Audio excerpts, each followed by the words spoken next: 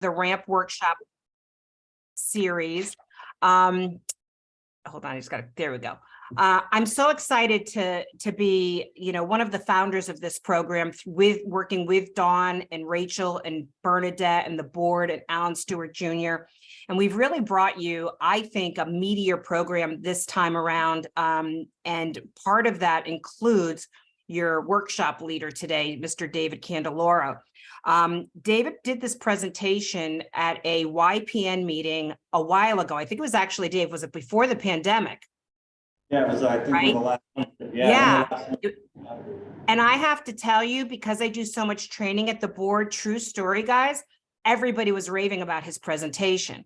So when we were looking at bringing back this new agent training workshop series, Dave was so generous. He stepped forward and said, is there anything that, I can do? And I said, yes. I've heard that, and I missed it the last time, this workshop was the best workshop people had seen. And so I think it's a great opportunity for you to talk to new agents about investing in real estate and do your presentation. Dave has a generous spirit. He's one of the, just kind of like the kindest professionals I know. Generous, generous, generous. He's helped me a lot relative to video content, and just has a really fantastic background. And I know you're going to learn a lot from him today. So everybody, I now present you my friend, David Candelora. Thank you, Kelly. So first, it's the R.A.M.P program. We'll go over that a little bit. The Realtors Achievement Mastery Program. So this program is designed, there's 8 courses. If you take 6, you'll get a designation. It was really designed to bridge the gap between what you learn in principles and practice, which is the more legal side of things, and then actual practical real estate, things that you do every day. In case you missed it, if you missed the first one, it was Alan Stewart, Sales Made Simple, Real Life Strategies to Increase Production. Alan did a really good job of breaking down the sales cycle, breaking it into parts, chunking it down for you, and showing that process out. Also expanding the sales cycle, that it doesn't stop at the sale, at the closing table. As real estate agents, we want to carry that on afterwards. We want to provide support, get referrals, and really just become a lifelong friend and confidant to our clients. So Alan did a really good job of breaking that down, how that market works or those cycles work. And he talks about the ins and outs of that. Then you have Kelly McGinnis, who does the business planning. It is phenomenal. It is very broken down. I know sometimes if you look at business plans online, they're 50, 60, 100 pages. Kelly breaks it down really to 5 to 10 items, actionable items, starting with your goals, how to get there, working the numbers to show you how to achieve your goal. So a little joke on that. When I first started, and I love going to Kelly's presentation. I've seen her do it like 3 or 4 times. When I first started real estate, so I laugh when Kelly does this, but when I first started real estate, my goal was to do enough real estate to buy an NFL franchise. Econ had just bought the Jacksonville Jaguars for just under $800 million. And I said, okay, my goal is to make $1 billion so that I can buy an NFL franchise. So I said, how am I going to get there? I'm going to flip 12 houses a year. I'm going to make $30,000 a flip, and I'm going to buy 5 to 7 rental properties that make me about $1,000 a month. And never connected the dots between my goal and my plan. Turns out if I stayed on that plan, it would have taken me 2,500 years to make $1 billion. So I never connected the dots, and Kelly does her presentation where she connects those dots and shows you how to do that. And it's super important. So part of the reason I go is to just laugh at myself. I'm very good at math, I'm very good at numbers, and yet I didn't connect the dots. Right. So if I still want to take my goal of owning an NFL franchise, it's probably closer to $4 billion now. I'm not going to get there flipping 12 houses a year, making $30,000 profit. Right.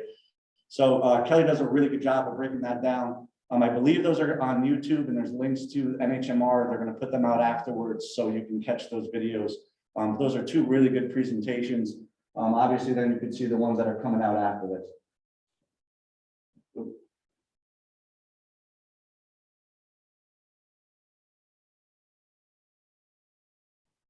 That's some technical stuff.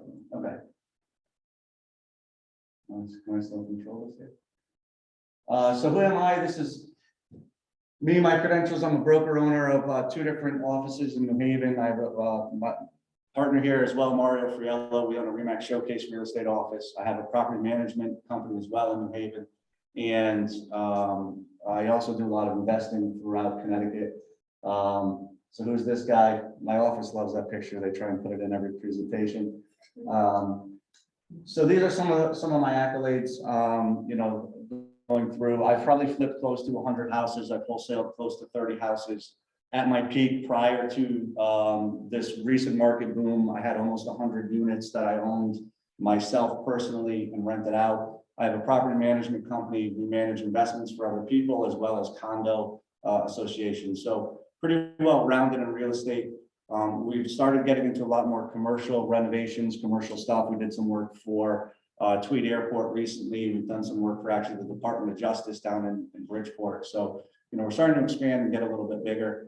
So pretty well rounded in real estate. I joke with people, I say I don't do real estate, I am real estate. So that's sort of my little tagline.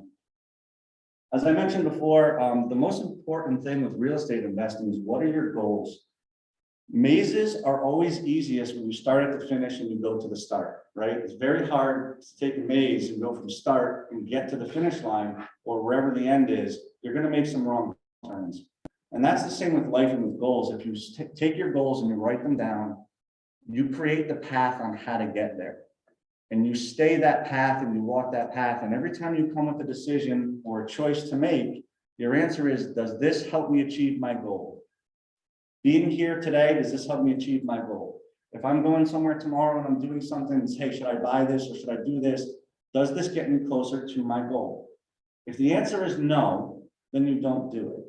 Whatever that distraction is, and I can tell you that is probably the #1 thing I've seen where people fail in real estate and real estate investing, is you take the shotgun approach and you just don't know what you're doing and you're all over the place. I want to work with first-time home buyers. I want to do commercial. And then I talked to somebody and they're doing, you know, single-family rentals. Well, if you want to do commercial, if you don't do the single-family rentals, it doesn't help you achieve your goal. It's not on your path, right? So if it doesn't help you get there, it's a distraction. You need to be very specific with your goals. The more specific you are, the more likely you are to achieve that. I want to make a lot of money. Well, that doesn't, everybody wants to make a lot of money. That's a want, that's a desire, that's not a goal. The goal is, I want to own rental investment properties that provide me a 10% annual return. I want to own 5 properties that produce a total of $5,000 per month so that I can quit my job and spend more time fishing, right? That is a goal that puts a benchmark. It ties emotion to it. It ties feelings to it. That's a goal. I want to own 5 rental properties isn't really a goal. This sets the standard for what you're going to do. Anything that I do, if this is my goal, that I do that doesn't bring me closer to this is a distraction, right? And that's one of the things that people need to understand. And I get this a lot when I work with new investors. It's all of a sudden they heard some podcast somewhere, something else. And they're like, Dave, hey, have you heard about this? I have, but why are you asking me about it? You know, your goal was to get 5 rental properties. So why are you talking to me about wholesaling or LPs or some of these other investment vehicles? Like, you know, stay on point. You know, so that's really important. And then so today my overview is I'm going to show you a bunch of different things in real estate investing. The goal for you is to pick one. Everybody calls it a niche. It's not a niche. It's what you do. It's what your goal is. It's how you're going to get to where you need to be. There's a ton of different ways to invest in real estate. I'm going to go over most of these today. There's wholesaling, there's fixing and flipping, there's buy and hold rentals, which consists of long-term holds, your intermediate holds, short-term rentals, and so intermediate would be more like student housing, more on the clientele of the rental. So long-term would be more of your general housing. Development, I'm not going to get into today. I'll give you some points on it if there are any at the end. And then some tax liens, tax strategies, foreclosures. So those are, you know, another thing that's becoming pretty prevalent in Connecticut now. So we'll go over that as well. The trick that all the commercial people in the world tell you is, oh, you don't know commercial. There is no difference between commercial and residential. Once you see these numbers, it's the same. Commercial, all goes off of investing. It all goes off of numbers. Single family residential, even 2s and 3s, mostly what you're doing you're comping sales like kind to like kind. In investing, it's all based off of the profit. 5 cap, 7 cap, return on investment, and we'll go over all those things. So, and all of these things can be done commercially as residentials. So I always laugh, these commercial guys get in the room like, oh yeah, you're a residential real estate agent, you know, refer to me, I'm commercial. No, you can do commercial too. There's no difference. Once you understand some of the basic principles I'm showing you today, it's very easy to get into, very easy to understand. So we'll start with wholesale. Wholesaling is very popular as a way for people to try to start into real estate investing. Wholesaling, essentially you find a property and you sell the right to buy that property to someone else. You don't actually own the property, you don't actually buy the property. Right? So you don't, the benefits of it is you don't have any closing costs on that. You're never actually going to close. There's no risk in the property. You basically get the property under contract and you're looking for undervalued properties. So just a quick example of that is you find a house in its current conditions worth $200,000, you get the seller to sell it to you for $180,000. Then you typically would find a buyer that's going to buy the house for $200,000. You sell them the contract for $20,000 and then they buy the house for $180,000. It's very similar to options with stocks, if you guys are familiar with that. So wholesaling is very common. The process is really you need to find a distressed property. That's the biggest key to this, is a distressed property. You need to find a property where there's value that can be added to it. You're going to analyze what that property is worth. So just because you have a house that burned to the ground doesn't necessarily mean it's a deal. If the cost to renovate it is more expensive than what you could buy the finished product on the market today. So you need to understand some of the basic repair costs to get the property in saleable condition. And then you make the offer on a combination of the aftermarket value, the repairs, minus any holding costs, minus the investor profit, minus your wholesale profit. And that's what's left. Typically, what you're going to look at is you're going to be working with cash buyers to buy the property from you with no mortgages.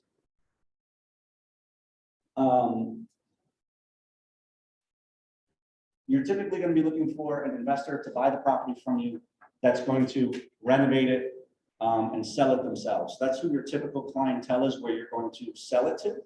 And the buyers that you're going to buy from, or the people that you're going to work with, are going to be people that are distressed in some sort of way, a major distress. Fire, you're seeing a lot now in Florida with the hurricanes that have come through.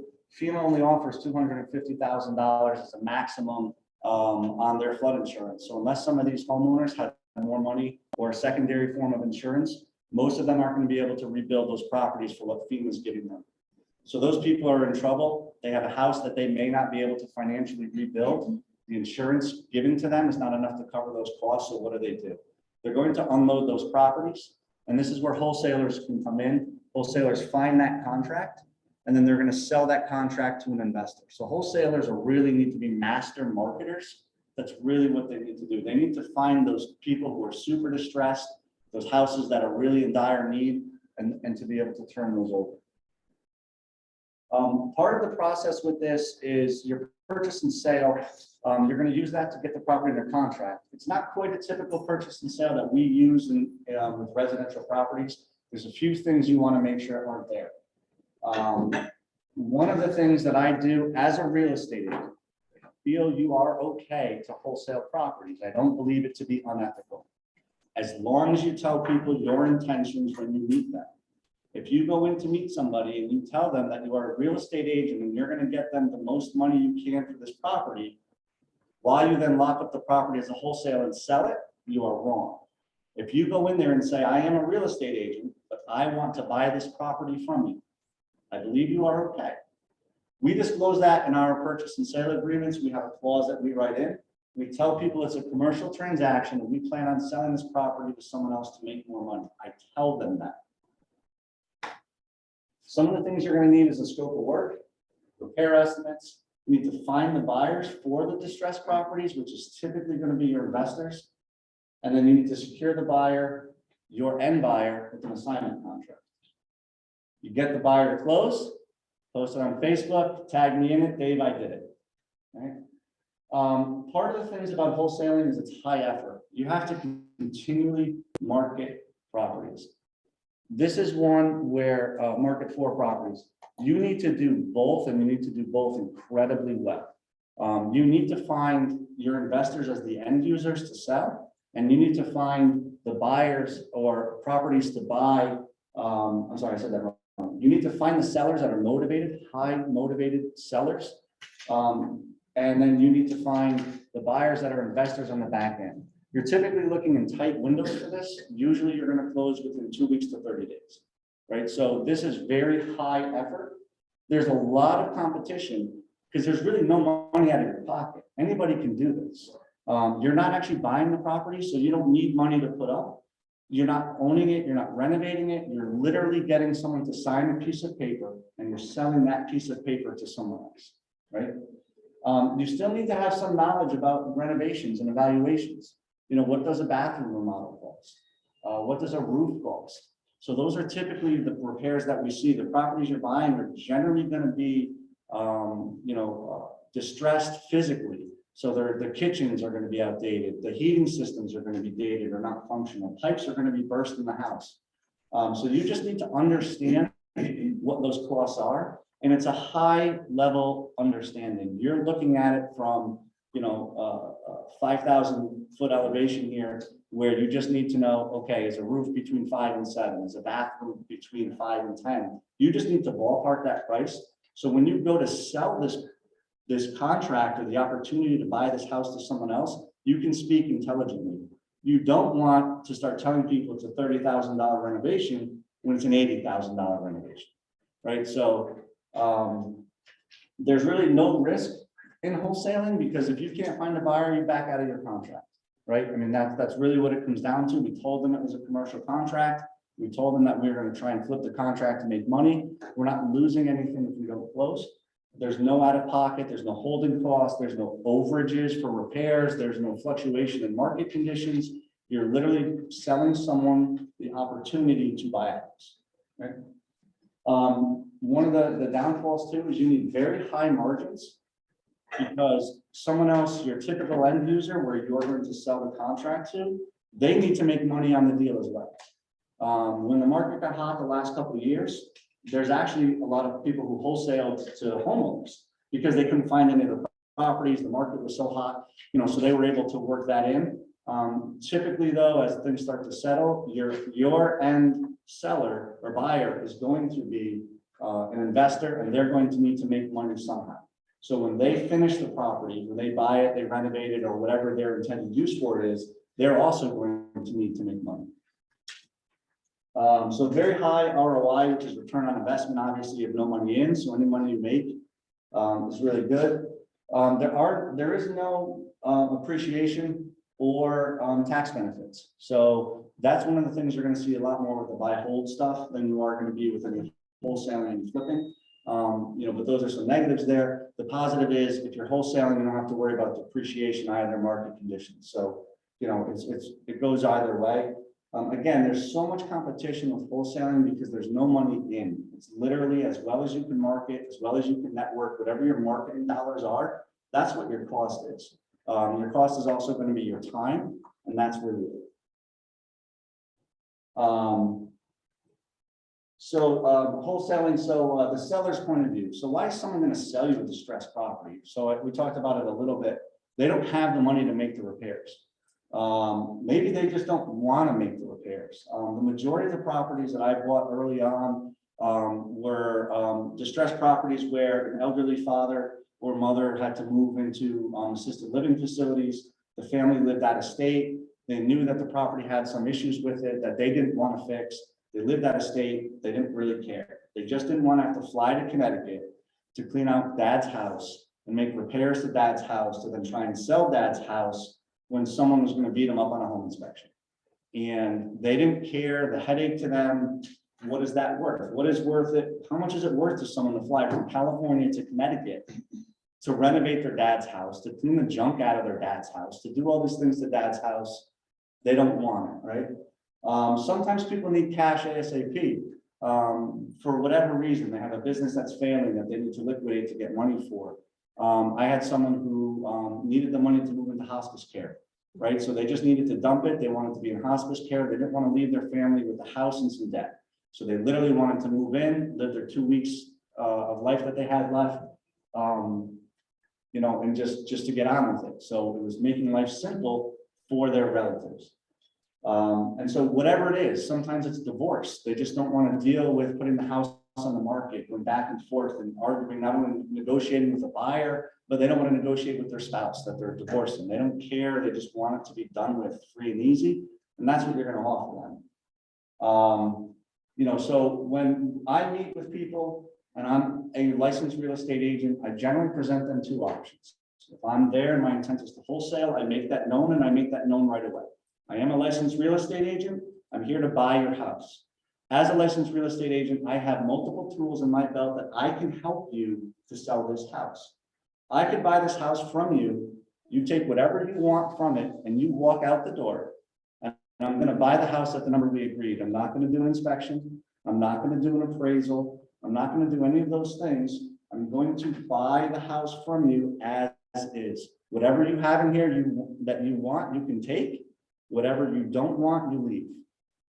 And I can close on the day that you want to close. You want to close 2 weeks from now, 3 weeks from now, 4 weeks from now. The only condition I have is I need clean title. Clean title just tells me that you're the actual owner and seller of this house. If you want, I can get you $20,000 more for this house. You're going to have to clean it out. We're going to list it on the MLS. We're going to try and find a buyer for you. They're going to do home inspections. They're going to do an appraisal, and it can drag out for 2 to 3 months. And that's the pitch that I tell people. Now, not everybody wants to wholesale. Sometimes they want both. Well, I want you to list it on the MLS. I want $20,000 more, and I still don't want to do anything. Okay, fine. You know, that's what we're there for. I made my intentions known, and I don't have an issue with that. I know a lot of people do because they think that wholesaling is stealing houses from people, and that's really not what it is when you do it right and you do it properly. If you go to someone's house who is FHA financeable, the house is empty, it looks in great shape, and you lie to them about the value of the house so you can wholesale it, it's obviously unethical, and that's where the line gets drawn. So some of the things that we do with the typical purchase and sale contract, almost every purchase and sale contract has something like line 14, assignability. Buyer may only assign its rights under this contract by mutual written consent of both parties. You need to strike this out of your contract. Sometimes this is written differently. Sometimes it says no assignment binding effect. This is something you need to strike out of the purchase and sale contract that you use when you meet with the seller. You want to be able to sign this to whoever you want without the seller having to agree to it. Yes. That's something that attorneys have a problem with striking. Attorneys always have problems with anything. But for your intentions, if you are working with your attorney and your attorneys understand the commercial side of these things, then there wouldn't be a problem. I know Kishore, who's one of the sponsors for the YPN, he does a lot of work with investors and things like that. So, you know, if you had a question, you would run it through him. On the buyer side, I explain to them, typically they don't care who's buying the property. 9 out of 10 times they're signing going, I'm going to get my money right. I'm going to get my money right. They don't care who buys it, who uses it, if you knock it down, if they don't care what you do with it. So generally nobody has a problem removing that portion of the line. And especially because this is a commercial transaction. This is not your typical single family sale, you know, that you're running through. So most of the time people don't care. Also too, when I run these, I do about an hour and a half. I should go about an hour and a half, an hour and 45 minutes. Please interrupt at any time if you have questions. Ask them when you have them.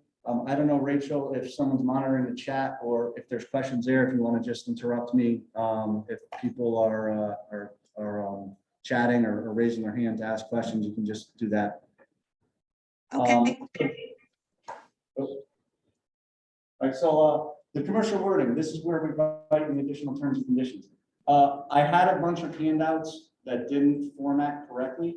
I will send, or Rachel will send a OneDrive link with all of these things in there for you. So you'll have all the documents. That's one of the things I promised you. All the documents, all the handouts you have today, you guys will have access to them. This is 20 years of development that you're going to get. The wording, I think there's actually the contract that I use is there. So you'll see you'll have all that. But this is exactly what I said. Seller understands this contract is for a commercial transaction and the buyer may assign the right to act on the contract to another party. The seller understands and agrees that the buyer will use reasonable means to market the property. Even though you didn't want your property marketed and you didn't want people walking through, I'm going to do it anyway, right? Including to, but not limited to listing on the MLS. You can do that because once the buyer contract is signed, you now have an equitable interest in the property. This is where people get mad with real estate agents. You can't market the property, you don't own it. You're right. But this gives me an equitable interest in the property, and this allows me to market the property without violating any of the MLS rules or any of the Connecticut Association of Realtors, right? So these lines right here and the fact that you have a purchase and sale contract gives you control of the property to market it this way, and you're telling them you're going to market it this way, and the seller is agreeing to allow you to do that, all right? So that's why this clause is really important. To make sure that you have in there, okay? And then the seller understands the buyer will not be able to close unless renovation funding is obtained from a private party, right? That's my out in all the contracts, okay? This one was modified a little bit. We had a nonprofit that we used this specific clause for, where we added this in. We had a nonprofit that was buying a fire damaged property. It was pretty bad. There was asbestos, there was lead leaks on the property. It was a whole nightmare. So we wanted to be very clear with the woman that we were purchasing the property from, that as a nonprofit, we may not be able to do this moving forward. That really, it has to make sense. She was cool with it, totally understood, and said, whatever you need. She felt like she was giving back by selling us this house. So we added that line in there just for her. But again, it's there. That's our out. If we can't wholesale it, if we got it wrong, if we undervalued the renovations. This is the assignment contract. This is where you make your money. This is the piece of paper that you get someone else to sell, where you find your end buyer.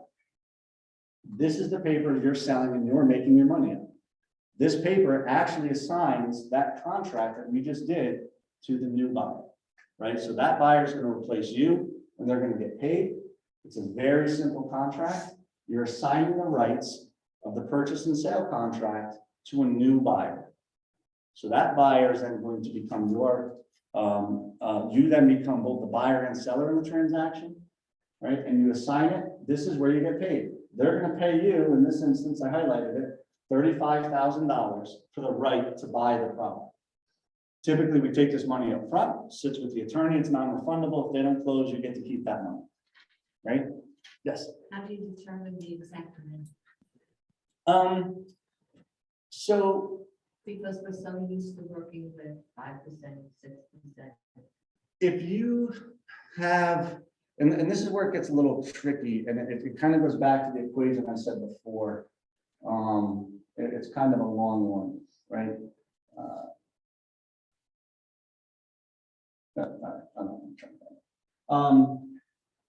Let's say you have a house that's worth $500,000 if it was fixed up and repaired. If it costs $100,000 to get it in that condition, now you're at $400,000. Let's say you know an investor who just wants to make $30,000 a flip. So now you take the 400 and you subtract 30,000 from that, right? That gives you 370. Now, if you get the house under contract for $300,000, Dave will buy it from you, right? Because all of those numbers work. So you have to leave that little bit of profit in there. You have to leave those numbers in. So it's really just plugging in. So you would take the finished value, or the retail value is what we call it, or the after repair value of the house. You subtract out the repair costs. You subtract out what the investor profit would be, right? So 100,000 in repair costs. Dave wants to make 30,000. Then you subtract out how much money you want to make. And then you would subtract out some holding costs. And then that's what your maximum allowable offer would be. So that's why it's really hard to do wholesaling, because two people have to make a profit there. I have to make a profit and you have to make a profit, right? So that's where you have to be a little bit understanding of the market conditions. A lot of times people back into wholesaling because you start to find properties for investors and you have a bunch of investors you're working with. There's not a lot in the MLS these days. So people start to market to people who are distressed, and that's kind of how you roll into that. So it's a lot of numbers and just basic subtraction. The other way some people do it is, you know, I'm getting this house for 50 grand. I know someone will buy it for me for 100. It's kind of just like shooting from the hip. But if you really can see the value of a property and you can get it really under market, then that's what you're looking for. I will also I have other slides on the investing side that then I'll use as an example for the wholesaling, and it'll be a little more clear. It'll be kind of written out. Right? Dave, what's the affinity of people that want to sell to you under these circumstances? Fast and easy. Yeah. You know, a lot of times I had an investor, he's a college friend of mine, and he lends money on most of my deals. And I would bring him these deals and he kept saying, well, what's wrong with it? And well, how do you know there's not any run on it? How do you know this? How do you know that? Some people just don't want the headache. They just want to be gone with it. So a lot of times you're dealing with a family member who passed away, a divorce situation, you know, invalids. So grandparents or parents or brothers and sisters just physically can't function in the house anymore. They need a caregiver. So you're a lot of times you're working with people like that, where the family's in Pennsylvania, the family's in California. What's the value of them working on the house? They have a family. Trying to think, the last one I did, it was a brother and sister lived in Pennsylvania. They had an elderly father in Connecticut. The house was run down. They patched the roof. There was cardboard, thumbtacked the holes in the ceiling. They were trying to move the father into an assisted living facility. The father couldn't own the house and move in the assisted living facility, so they had to sell the house first to get the father there.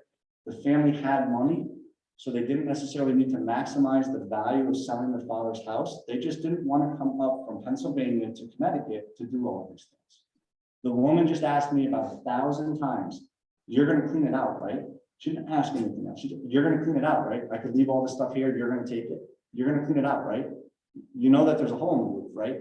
Like, that's all she said. So she wasn't focused on selling and maximizing the value of the house. She was focused on getting her father to a place he needed to be so he could be cared for. And they also had a family. So they didn't want to leave their family to come up every weekend to go clean out, you know, grandpa's house or dad's house. They just wanted dad to be safe. And so what you do is you make it easy for them. That's what they want. Not everybody wants to be or wants to maximize or squeeze every penny out of something. You have to find out what their actual pain is and then solve that pain. So their pain was their dad. Their pain wasn't money. Their pain was their dad and making sure he was cared for.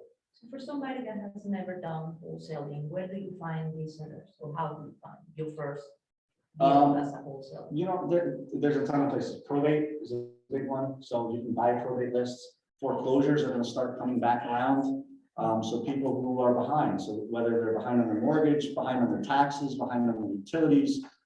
Some people get lists of people who are homeowners with poor credit scores, right? So you can actually, there's things called list brokers, which they literally, and that's what all our credit reporting bureaus and agencies are. They're list brokers, right? They sell you lists, they collect data. Think about the data that your social security number unlocks for you. Well, Experian has all of that information. Experian knows everything about me. They know where I live, they know my mother. I did something the other day. I was trying to sign up, one of the government FEMA things or whatever. I was signing up for something and it asked me my mom's last address. How do they know my mom's last address? Everything's on the internet, right? So you can go to Experian and you can have them sell you a list of names, addresses, and phone numbers of someone who owns a home and has a credit score under 500. Now that's valuable because if they own a home and have a credit score under 500, maybe they're financially not able to pay their bills, right? So there's a bunch of different lists you can get. Probate's a big one. I know a lot of people market to lists, and we can get some of these lists actually through some of the apps through MLS. It's an equity score, so it rates how much equity, the percentage of equity in someone's house.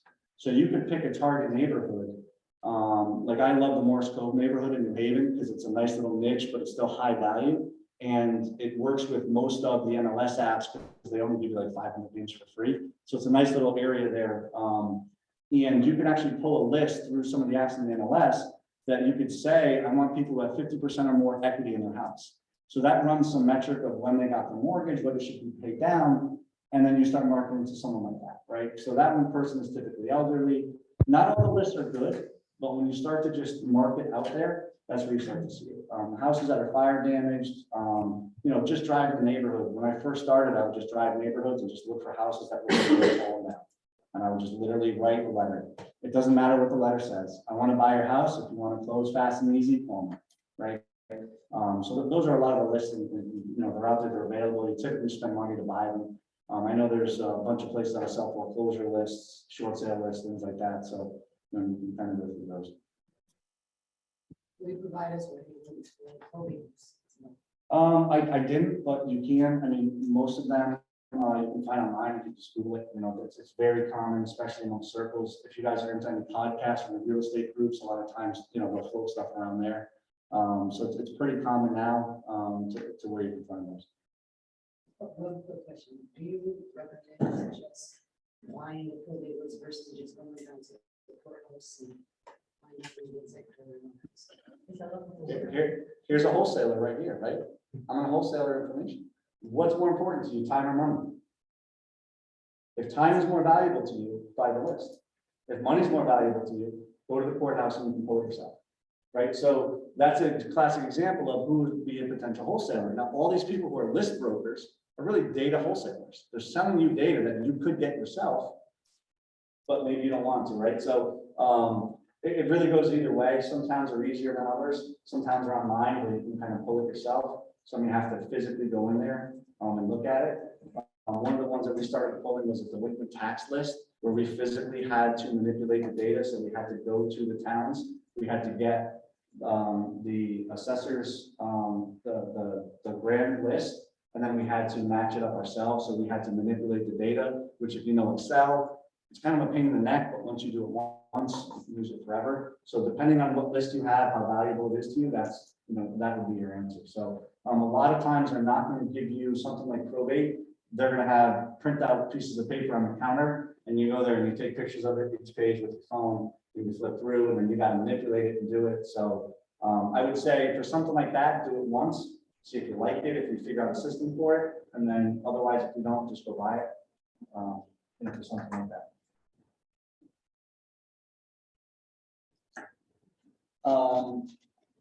Double closing. Double closing is kind of like wholesaling. It's a little bit different. So if you've heard the term double close, what it essentially is you buy the property and sell the property at the same time. It is wholesaling, but you're actually going to take title. You're going to put your name on the property. You're going to have to pay an attorney to help you buy the property and instantaneously do the paperwork to sell the property. Some people double close because on the assignment contract, I have to show you my purchase contract. And when people are afraid to show the purchase contract because they are afraid you're going to go around them to the seller and you're going to cut them out of the deal. So a double close, what you do is you actually sign a completely separate purchase and sale agreement with the new buyer. And what that does is it temporarily hides what your purchase price is. I had a property I bought for $10,000 and I found an end buyer that was going to buy it from me for $90,000. I did not want him to know that I was buying it for 10 grand. So I actually had to double close on the property. So I signed a purchase and sale with the seller, and then the buyer signed a purchase and sale with me. You pay double the closing costs because you're buying and selling. You typically can get away with not putting any of your own money down because the closings happen simultaneously, where the buyer's funds actually flowed through and paid the seller, and I got the money without having to do anything. So the process works the same. You just mask what your purchase price is. So you don't use an assignment contract to make money. You actually use another purchase and sale to sell the property. You do need an attorney who understands double closings to make this happen, because the end user or the final buyer is going to need title insurance. And when they see that your name is not on title, their title insurance company is going to ask questions. So you need to be able to answer that question. The answer then becomes, I have equitable interest through a purchase and sale agreement that we can provide you that will then show you that we can transfer title to you. And that comes a condition of closing where they want to see your name on title. Okay. So there is a bit of a process with that. Just understand that that is a means there. If the spread between what you can buy it for and what you are able to sell it for is drastic. Okay. Yes. What about the tax consequences? Seems like can be really taxed with this transaction. If you sold for 90, you had 80,000 profit, you didn't put a dime into the house, so you have no write-offs. So how do you offset tax? Sometimes you just got to pay the tax man. Okay. Sometimes you just got to pay it. Dave, can you repeat the question for the Zoomers?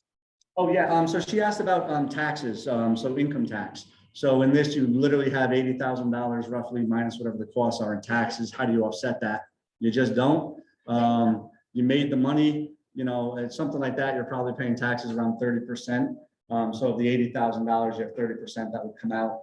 You know, again, you can offset some of those taxes, obviously with the marketing expenses you have or some other business expenses if you can do that. But really, you know, you're going to pay the tax man. But the good thing is if you're paying the tax man 30%, at least you're keeping 70, you're making money. You know, so there's, you know, bad and good. So fixing and flipping. Fixing and flipping follows the same basic criteria as wholesaling with a whole nother dimension. And the whole other dimension is really that renovation part of it. You're going to find a distressed property, you're going to repair the distressed property, and you're going to sell for more money than you put in.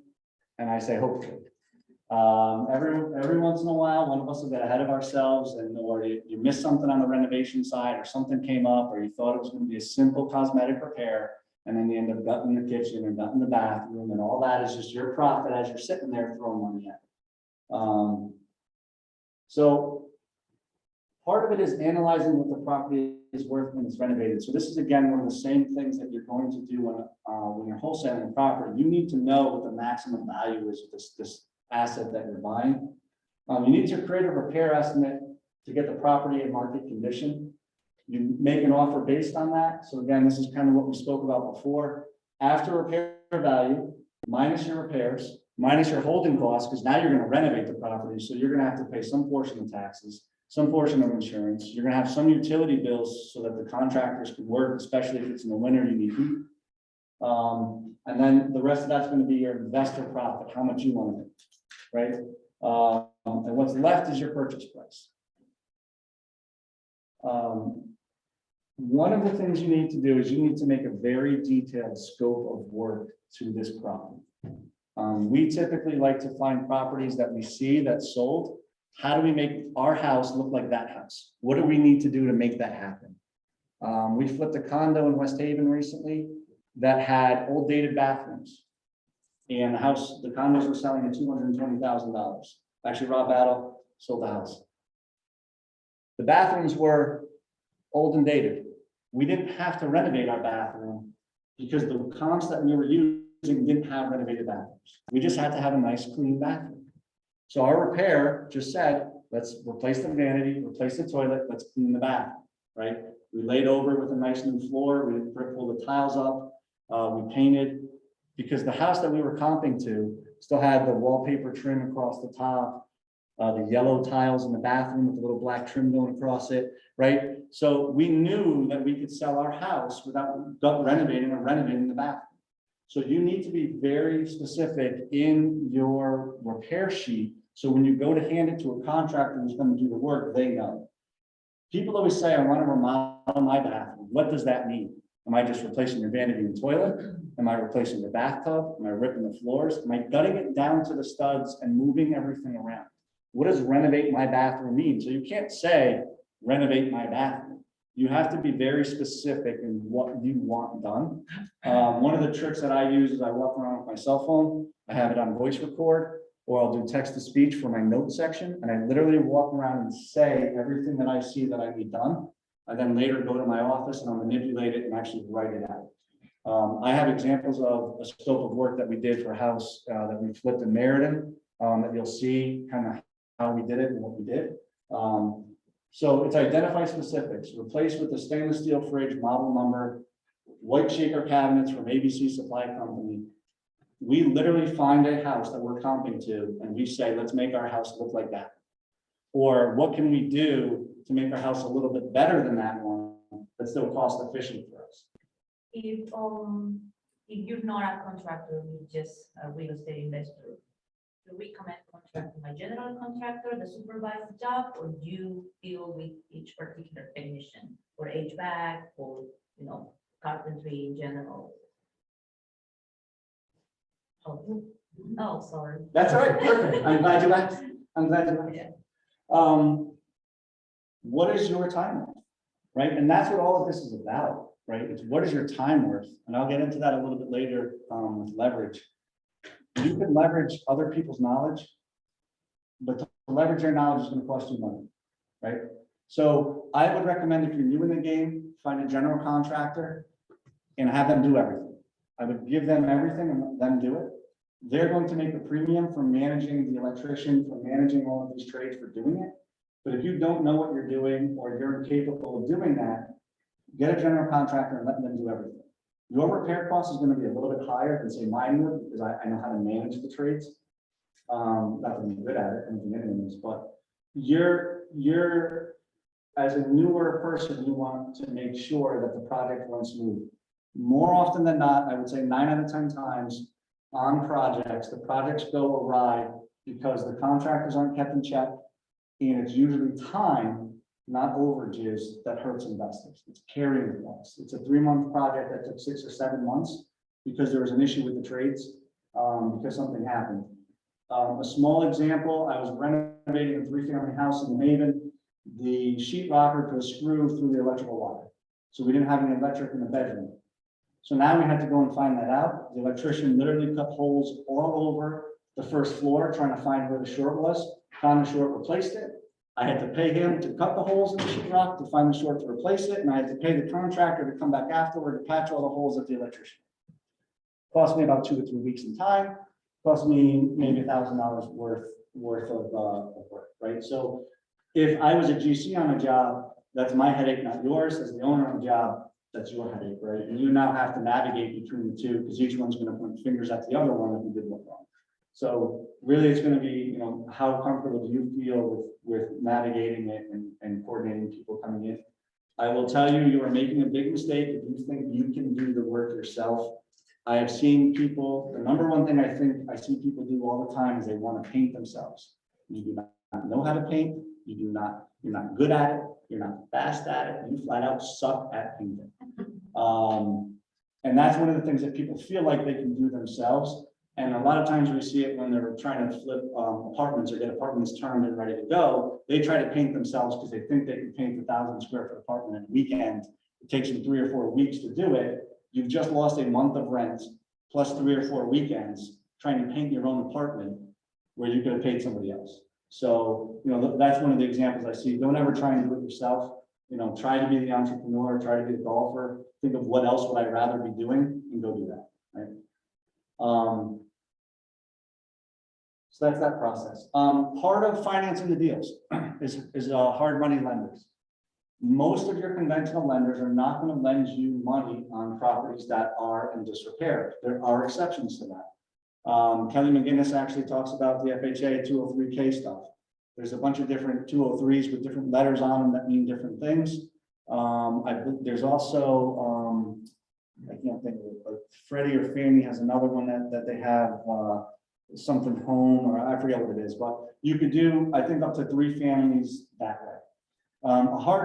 But it's the mortgage process. It's long, it's drawn out. You're taking 60 days. You've got to get contractors in. You've got to go through the whole thing. Hard money lenders are people who know real estate. They understand real estate. They charge you a hell of a lot of money, but it doesn't matter. They're going to be fast. They could typically close within 2 to 3 weeks. Some of the hard money lenders I know, they'll fund 90% of the purchase price and 100% of the renovation, which means you need 10% money to come out of pocket to flip a house. They'll do that with more experienced renovators. They are expensive. They charge you 4 points, which means if they're going to lend you $100,000, you're paying them $4,000 for the right to lend that money. They're 12% interest to 16% interest. That's 1% every month. So on a $100,000 loan, you're going to pay $4,000 up front and $1,000 a month. It is astronomically stupid how much money they make. You don't care. You are only going to hold this house for 6 to 7 months. You're going to build that cost into your project. The interest payment is literally like bathroom, kitchen, interest, roof. It's just a line item. Don't get attached to the numbers. When I was first doing this, I remember talking to somebody who was, "You're an absolute idiot for borrowing money at 4 points and 12%. And I went, "Yes, I am." Because I can leverage him to buy other properties. I can use that. And as long as I know that that's an expense going in, I can still build my profit on top of it. When I do a deal, I want everyone involved in that deal to make money. I want everybody to make money. I want 100 people. I want to see a house get wholesaled 100 times over where everybody's making $1,000. Because then everybody's going to remember everybody. We all make money together. We're all going to go hang out and go fishing on my boat.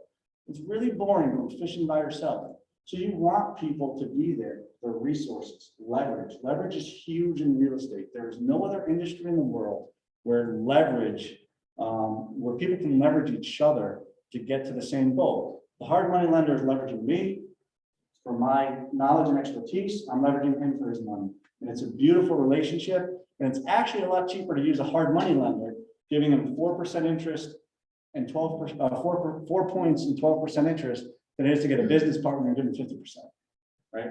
So it's a lot less expensive to do it through a hard money lender than it is to do it through a business partner. Where you find hard money?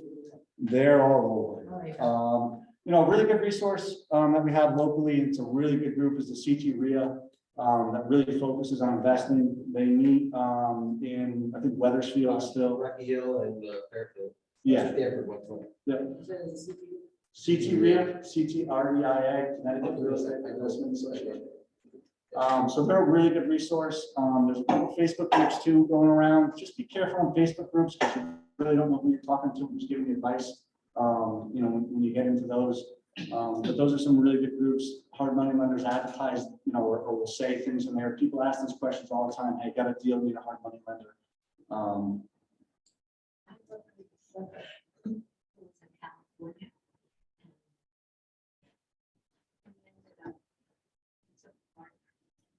To do the money with him and also oversee the renovation, hires the realtor. And he ran out. Yep. The department actually left, he got stuck for over 20 grand just for it. Plus that, I always got stuck for $100. Really taught me a big lesson. Yep. But this flipper still flips. It's not like he's 12 to 18 months, 2 years. And the real problem is only the contractors. And that's why I partner with my cousin, because you can't run too far, because either his mom will kick his butt or my mom will kick my butt. Right. That's a good part.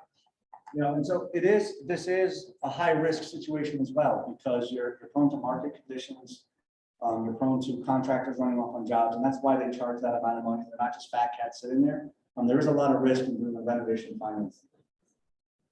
So the last thing you do, you close on the property, you actually buy it. You're going to renovate the property, you're going to hire a general contractor, right? And you're going to get the work done. You need to manage the permits and repair. Even if you're hiring a general contractor to do the work, you still need to make sure you're getting eyes on the property. We write contracts, we write them with milestones when things are complete, we eye test it. Too many times I've seen people write contracts based on, if I pass the rough inspection, then you're going to pay me. There's multiple different ways to pass a rough inspection that's not adequate for you and where you need to be where that house is. A lot of times too, you're leaving a lot more fat on the table where you're overpaying the contractor for the work they did. Now the contractor is going to be lazy coming back into the job because you're going to make more money somewhere else because you've already paid it. So you still need to actively manage. Even if you don't know what you're doing, just walk around and look for something that's wrong. Just use your eyes, kind of common sense. Does this look right to you? right? If you see a stair and a spindle and it's kind of falling over this way, does that look right to you? Like, when have you ever seen that, right? The spindles go straight up and down. If you're walking up a stair and you kind of trip and you kind of look back and the stair height is too high, those are simple things. Just look, especially if you see a lot of it too, like tile work. Just look at the tile. Does it look like it's straight and in rows? Does it look neat and organized? Do you feel right when you walk in the house? You just have to look at things. Turn on the faucet once in a while. Flush the toilet. See if there's any leaks. Those are things that you want to do. Too many times you can't just blindly put your trust in other people. You just need to make sure and fact check it. Nobody cares about you more than you, except for maybe your mom, right? So you need to make sure that you're doing those things and you're walking through. So even if you hire a general contractor, you still need to actively manage your project. You need to make sure that they're using the tools and the materials that you want. We were doing a flip and we had this carpet that we were putting in. It was a $400,000 house in Westville. And we get there, it's like commercial grade carpet. We're like, wait a minute, that's not what we picked. He's like, oh, well, you asked us if we could do better on the price and this is what we did. I said, oh, so you changed the product. You didn't give me a better price. But literally they were there installing the carpet. We stopped them mid-job. We kicked the vendors out of the house. We paid them for the carpet. We paid them for the work we did. We took the carpet to another house where it was more suitable. We had to find another vendor to come in and install the carpet we wanted. At the end of the day, if that carpet got installed in that house, what am I going to do? I got a $400,000 house with commercial grade carpet in it. Nobody's going to buy it, right? So you need to actively manage it and be there so you can do the quality control when these things happen, right? Now that doesn't happen all the time, but we got there just in time to make sure that it didn't happen. Because then if that carpet was installed, I have to pay someone else to now rip out the carpet we installed, and I have to pay them to install new carpet, where at this point, I literally just paid for the product. The material was in my house.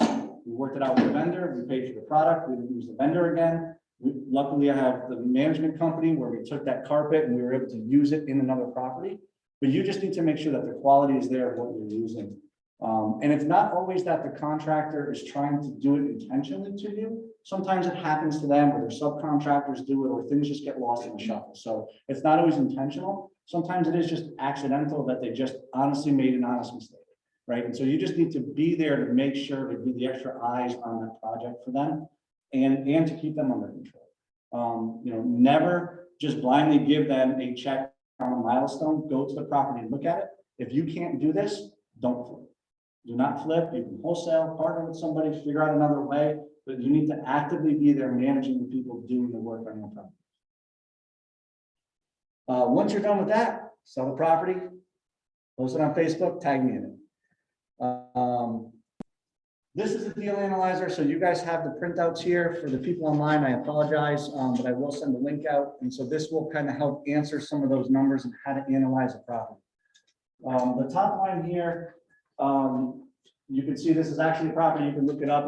We sold it on the MLS, I think maybe 2 years ago. 2020. There we go. We figured the after repair value. So once the property was in sellable condition, could pass an FHA inspection, we figured the house is worth $189,000. We figured the as-is MLS value was $75,000, meaning if we were going to try and wholesale it, that's the number we'd have to wholesale it at. That number was important to us because we were purchasing at $107,000. So we knew that we wouldn't be able to wholesale this property, right? So that's the difference here, because that $30,000 difference, if I could get it at 75, I could find an investor at 107 and I can make the money. But I had to buy it at 107.5. It was a short sale. The buyer backed out. I got a call from a real estate agent, said, Dave, can you close this property in 2 weeks? We have clean title. We're ready to go. We need to close by the end of the month. Absolutely, I can buy this property, right? I use a hard money lender, my friend from college. I planned on a 6-month-old time. He was financing 85% of the deal for me. Okay, so this is important to figure out the rest of our numbers, the 85%. 12% interest. He's a friend, but not like that. Some of these other things, second mortgages, sometimes people will help to bridge the gap in the financing. You get a HELOC on your own house. Maybe you borrow money from a family member or something. So those are just some numbers to plug and play. When I do give you the link, you'll actually be able to manipulate this, put some numbers in, fool around with it. There are the equations all throughout the cell. So if you do change or manipulate numbers, what I would suggest doing is save one as, file don't touch. So that has all the numbers in case you mess something up. I can tell you, I personally screwed one up and I inserted a number. So after I sell properties, I go through the sheet and I actually enter in all of the values that are real life values, not these on paper values, so I can compare them. I screwed up, I deleted a cell. I used that property for the next 2 or 3 flips and couldn't figure out why I wasn't making any money. I had locked in my holding costs and my interest at $11,000. So when I knew I had a bigger project or a bigger property and my interest was $20,000, I couldn't figure out why I was so wrong. Just happened to be in there one day and realized I locked in the number in the cell instead of letting the cell do the calculation. So just make sure when you're doing this, if you're going to use it over and over again, you need to have one file that you do not touch and you need to go there every time, all right? So getting back to it, the financing origination costs, he was charging me 2% because he is a friend after all instead of 4. So he was charging me 2% instead of 4. So this was 2% of what he was going to lend me. These are the annual property taxes. Okay, and then the cell's going to break it up. So I estimated the 6-month holding time here. It actually comes down further down and it only calculates on the holding costs under property taxes here, the second line calculated half of that because I said it was going to be a 6-month project. Okay, so this is just kind of the purchase analysis here. It shows you the purchase price, 107.5, my attorney fees, 1,400, my financing origination costs, which is 85% of my total project price, times the 2%. So that's where that number comes from. Title insurance, recording fees, just some fluff in there, just to have a number somewhere. I don't know if they're accurate or not, but it's a number, right? So my total purchase price is going to be just over $113,000. Total purchase capital that I need to make this deal work, because my friend is going to finance 85% of the entire deal. This is the amount of money I need. And to purchase, and then this is the amount of money that I'm going to need to renovate the project. Okay, so do I have $40,000? No, I can't get into this project. Okay, these are your holding costs. We have insurance, property taxes, utility costs, financing costs, right? Because I'm borrowing money, my money has value. I know a lot of people who don't use hard money lenders, they buy with their own money. They don't associate any cost to their own money, so for them, that's zero. Okay. And then, so my total holding costs are going to be about $12,000. Again, that is a line item on my expense sheet: roof, kitchen, holding costs, paint, bathroom, driveway, right? I don't care what that number is. I care what this number is down here, estimated profit. So this was a deal, we anticipated making about $20,000 for that. The reason I got into this deal, I normally would not have. This was a very light cosmetic renovation. We've been in this property multiple times. People were literally moving there and just moved out. We thought it was a nice, easy turn that we can make to get the property sold, right? Once you finish your renovations, you're going to sell it. What are your costs to sell it? Well, this is what I think I can sell it for, and these are all my costs. So now I have my attorney's fees again on the sale, my real estate commission. But Dave, you're a realtor. I'm not buying and flipping properties just so that I can pump my MLS stats. I am buying and flipping properties so I can be an investor and make money. If I'm going to sell a house, I'm going to get paid to sell that house. So I put in the realtor fee that I would do if I'm selling this house as a real estate agent. That's an expense to me. That's not an income. I'm an investor and not a realtor. I can also use this to train on my other agents. I can also use this to entice other agents to work for me to find me buyers. When you're working on a property and there's a tight market, a realtor or someone will drive by your house and ask, is this property going to be for sale? Absolutely it is. Do you have a buyer? I would love to pay you commission to find me a buyer. Conveyance tax, 1.25%. It could be anywhere from 1 to 1.25, depending on the tax district you're in. So all these numbers come out. You have your net sales price, your total purchase price, your estimated rehab costs, your holding costs, your profit. Luckily, I bought this in February of COVID. We all know what happened 6 months later. When I sold the house, I think it was worth around $220 or so at the sale. So, you know, I got a little bit lucky there. The only way to get lucky is if you play the game, right? So then these are just some internal numbers that, you know, if you can understand it, you know, purchase capital, I needed $33,000. Rehab capital is that divided by 2 because you don't outlay the money all at once in the project, you spread it out as the project goes. A total capital committed, my annualized cash on cash return ended up being 74% return for the money that I had to put into the deal. So I ended up making a 74% return. This one actually went longer. We had an FHA appraiser, and the FHA appraiser just tanked it. So we had to wait for that to run out. We had to table it, then we had to go back. And the buyer stuck with us the whole way. We ended up holding the project, I think, for 9 months instead of 6. We just had to reset that clock. The mortgage broker on this deal was awesome, knew what to do, gave us a game plan. We sat down with the buyers and I said, hey, do you guys really want this? Or you guys, I will wait for you, but are we going to be here? Are you guys going to be here for me at the end of the deal? I want to take it back. I sold the house for them 212. It appraised, the final appraisal was 220.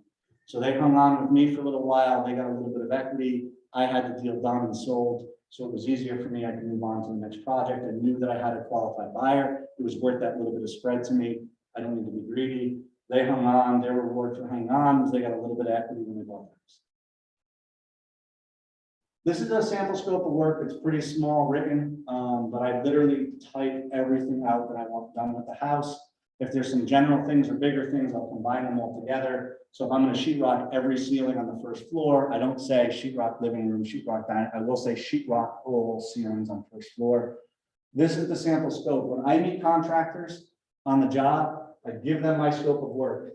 They don't have to go home and retype it. That is the biggest headache for contractors. When we started doing this, we would meet 10 contractors, we'd call 10 contractors, we get 3 contractors to meet us on a job. We would get 1 estimate if we were lucky. We started doing this, we started sending it to the contractors, then we would call them to see if they were interested in the work. We would call 10 contractors, 8 contractors would call us back and meet us on the job, and we would get 3 to 4 estimates. We did all the work for them. They don't have to write the scope in the contract. Think about it. When you're a homeowner, you meet a contractor, you sit in the kitchen and you plan it out and you tell them what they want. They have to remember what they want. They have to type it all up when they go home. They have to put the numbers to it. When you're very specific with them as to what you want, what you need, and how to do it, they don't have to do the work. I did all of the work for them. And then I say, oh, give me what the costs are. We have such a high response rate from contractors wanting to, or easy for them to get us the job. Because the problem is when the contractor leaves your house, they go somewhere else. They might be bidding another job. They might get the jobs confused. Maybe they're taking the kid to a soccer game 4 days later. Oh shit, did I get Dave that estimate? I don't remember the project anymore. They go over some pictures they might have took on the phone, some notes they have. It doesn't mean anything. Now they're ghosting Dave because they're embarrassed because they forgot about the project. Right? So this way it helps you to maximize your effort and your time to get numbers that mean something, where you can then compare and choose the contract that you want. This is a repair estimate sheet that we use when we walk through the properties. It's a little bit dated. I haven't updated it in a while. But we would literally go through and say, okay, we need a roof. We need to rip and reshingle the roof. Is it a full roof? Is it a multifamily? Do we need plywood? Can we just lay over? It gave us some numbers. You're just trying to ballpark it to see if you have a deal or not have a deal. You're not trying to come down to the exact dollar you're going to make on a sale. You just need to know within a set margin or set parameters of where you're going to be. Am I going to make 30 to 50? Am I going to make 5 to 10? Right? And you just need to understand these numbers to know how to deal or where you're going to go with the deal. And this just kind of helps you get there. It's just a way to put these things on paper and to put stuff down. I can tell you, whenever I don't use this, I always forget something. I forget something stupid like the appliances, or I forget to add in the roof or the deck in the back of the house. So when I come after and I go look at my little scratch pad and I put the numbers down, well, I don't bring this with me. I always forget something, and I never forget something small, like the kitchen faucet. It's usually something big, like outfitting a kitchen with appliances. Again, this will be in the link that I give you, so I know the people here can't really see it. Maybe the people online can see it a little bit better, but it just kind of breaks down some of the things, the major items in the house. The characteristics of a fix and flip. You really need the value add. That's really what this is about, is finding a physical deficiency in the property that you can overcome. Everybody has their own expertise of what they think they can overcome more. I know a lot of the flippers now are actually contractors. Some are plumbers, some are electricians, some are roofers. So they tend to gravitate towards what those are, what those deficiencies in the houses are that they're buying. I have a friend who's an electrician. He does a lot of commercial, bigger electrical work. Whenever I see a house that's super intense electrically, I'll call him up and see if he wants to tackle it as because he can do that work. He can do it inexpensively, much less expensive than other people can, because he runs the company. right? It's relatively risky to fix and flip. You have a lot of different moving parts. You're prone to short-term market conditions. So if you bought a house 4 months ago and you thought you were flipping it and the market was hot, well, it's a lot different now than it is 4 months ago. So even though short-term market changes can really have a big impact on what we're doing. Repair overages and change orders. You know, those two are combined are probably where things start to get out of control for a lot of people. With those two also comes time. Your holding costs are more. If you only budgeted to hold the house for 6 months and you have to hold it for 9 months and you have repair overages, now you're gonna be short funds to get the deal done. Your partner or the contractor may walk off on a job and now you become the distressed seller, right? It's typically quick returns. I mean, 6 months to a year is a really good turnaround for your money. You know, if you're doing things right, you're analyzing the deals right, you should never really lose money. The margin that you put in should relate to your experience. If you are not very adept at flipping houses and managing contractors at doing that, you want to build in a little bit of a buffer on your return so you could pay for those mistakes through the sale of the house, right? So in every deal you do, when we look at deals now, we not only look at the profit we're going to make, but we look at the risk of doing that deal, right? What could go wrong with this house? What could that potentially cost me?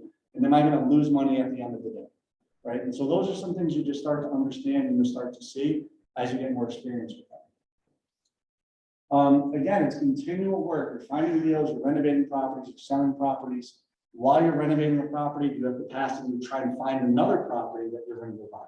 So now you're constantly running around, you're on the road all the time, looking at properties while trying to manage contractors on properties if you have the funds to do that, right? So it's very active, and then selling the properties on the back end, again, you're going to be managing that. Home inspectors love to go through flip houses and prove their knowledge to you, to prove their knowledge to the buyers. And they love to call out other contractors for the work that they do. So you have to understand that. You have to be careful with some of those things because you are going to have another set of eyes. And because of the market and all of the stories and everything that happened with the bad flippers, the home inspectors are going to be overly aggressive in looking at the property because they don't trust the seller or the contractor to do the work. It's natural. It's okay. I'm not mad at the home inspectors. Home inspectors, if you're listening, I'm not mad. I'm not calling you out. It is a fact that will happen. They will go through because they are on high alert because that's what we see. Because that's what the TV shows show us, because that's what happened in real life. Because guys literally got put in prison for hiding work in houses during the market boom in 2007, 2006, right? So it's just natural for that to happen. You're gonna run into that. And sometimes a contractor doing the work did a stupid and they took a shortcut somewhere. They didn't realize the implications of it, and that's what happened. So you just need to be careful on that. You know, selling the properties is an active thing that you have to do with the flipping property. This is one of the only things really here that I talked about so far, where as a real estate agent, you can work with the client. It's really difficult to work with the client who's wholesaling. It's really difficult to work with the client who's double closing, unless you have the end user client that's going to buy the wholesale and do something. These are questions you want to ask when you're working with your investor to understand how you can help them, okay? How do you buy properties? What is your purchasing power? Are you going to use a renovation loan, 203K loan? Are you going to use, there's another one, I can't think of the name of it. Are you cash? Are you going to use hard money? Who do you have? What are you doing? So I know how to help you get into the deals, right? How do you analyze the properties? I can tell you that the majority of the guys buying properties now, there's a simple rule that we follow. You take the after repair value, the ARV, and you multiply it times 70%. So a $200,000 house, you multiply it times 70%, you get $140,000. That's what my purchase plus my renovation price has to be. So that 30% is my carrying costs, is my realtor fees, is all my juice and fat plus my profit. Okay, so in a $200,000 house, my profit is probably going to be closer to 15% of that, which is my $30,000. Right? So if you came to me and said, Dave, how do you buy? Well, the finished product times 70% has to equal the purchase price plus the renovations. So if you show me a house that you think is worth $200,000, when it's finished and you want to sell it to me for $150,000, I'm not going to buy it. It doesn't give me any room to make repairs. I would have to buy it at 120,000, 110,000, 105,000. It's a simple rule of thumb. Not all deals are the same. Okay. Dave, there's a question in the chat. And they're asking if 6 months to a year turnaround might cost capital gains. No, capital gains taxes are actually a benefit depending on how much money your household makes. And capital gains taxes, I believe, is 2 years or more that you have to own the property. It could be 1, but I'm fairly certain it's 2 years or more to own it. If you own it for less than 2 years, you're paying taxes at your normal income. I believe the offset for capital gains taxes where it equates to your normal income is if your annual household taxable income is $80,000 or more, paying capital gains taxes actually saves you money in taxes. Okay, don't hold me to that. Contact your CPA. I'm not a CPA or a tax guy. I'm a stupid real estate guy. I swing hammers and try to hit nails and not fingers. But I believe that's the number. $80,000 as a household income is, let's just say 2 people making $20 an hour each. You're going to hit $80,000. That's not all taxable. It doesn't all work that way, but just kind of to throw numbers at people so you understand where that comes from. Some people want to make a percent return on their deals. So some people need to make a 10% profit or 20% profit. So that means a $200,000 house, they want to make 20 grand. A $500,000 house, they want to make 50 grand. That's going to help you to analyze the property. Some people just want to make $30,000 a flip. So a $500,000 house to make 30,000, a $200,000 house to make 30,000. So these are just questions you need to ask as a real estate agent so you know how to help your client.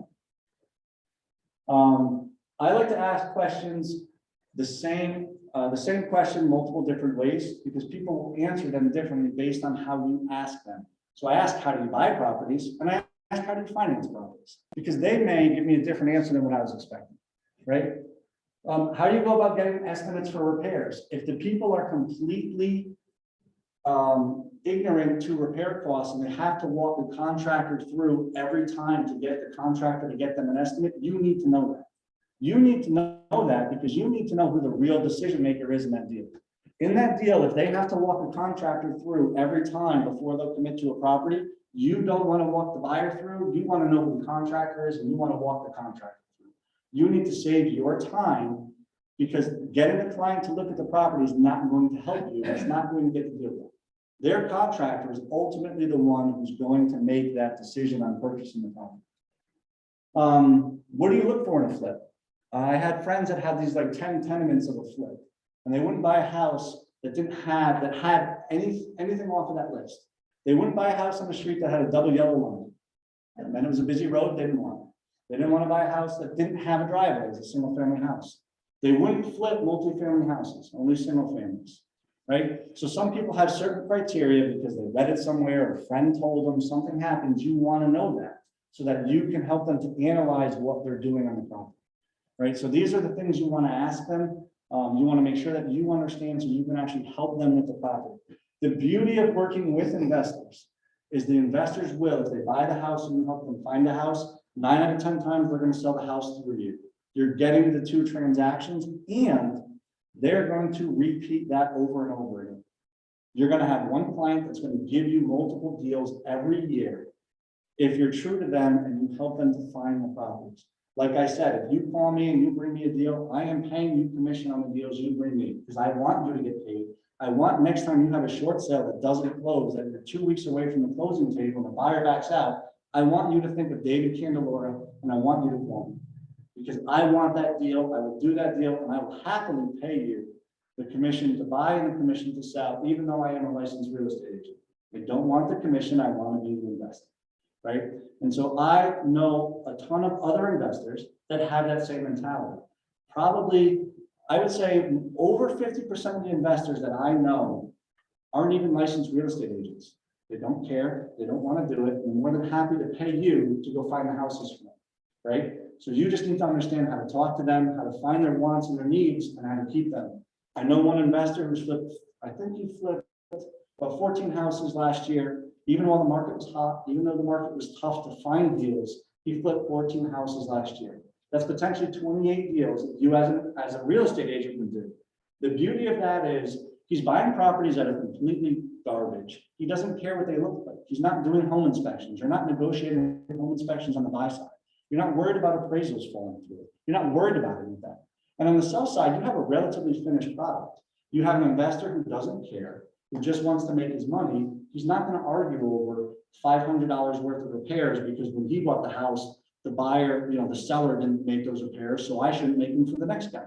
You're not getting the emotions in those transactions. So this investor literally doesn't care. He doesn't have a real estate license, and he takes calls from realtors all the time finding him deals. He leverages your time for his money, right? Buy and hold rentals. This is my favorite. This is what gets me excited about real estate, because I feel like this is easy money. There are a ton of different types of rentals. They call them SDRs, which are short-term rentals, Airbnbs, corporate rentals, anything like that. Student housing is a little bit more longer term, still relatively short term. Some people combine Airbnbs with student housing. I know there's a bunch of guys that got some properties in like the New London area. You're closer to the beach. You got a college there. They rent to students from August 15th through May 25th, and then they Airbnb the whole summer. Right, so you can combine some of these, and it's a phenomenal deal because those people will pay 1 year's worth of rent in 9 months. And they don't need the houses in the summer because they're not going to classes anymore. Your standard rentals where people are looking for intermediate housing. Maybe it's people newer to the area. Maybe it's younger, newer professionals who are just getting started, don't have the money to buy, and sometimes they're lifers. Along with rentals go other care facilities, storage facilities, office, retail, medical, land leases. The numbers and the concepts I'm going to talk to you about today carry through for all of them, the basic concepts and ideas. Every investor that I know will analyze a property differently. They will put their own numbers in there. You just need to understand what questions to ask them so you can help, or you yourself can invest in these properties yourself. So I'm just going to show you, open your eyes to some of the terminology. I know people kind of blink and sigh when there's math involved.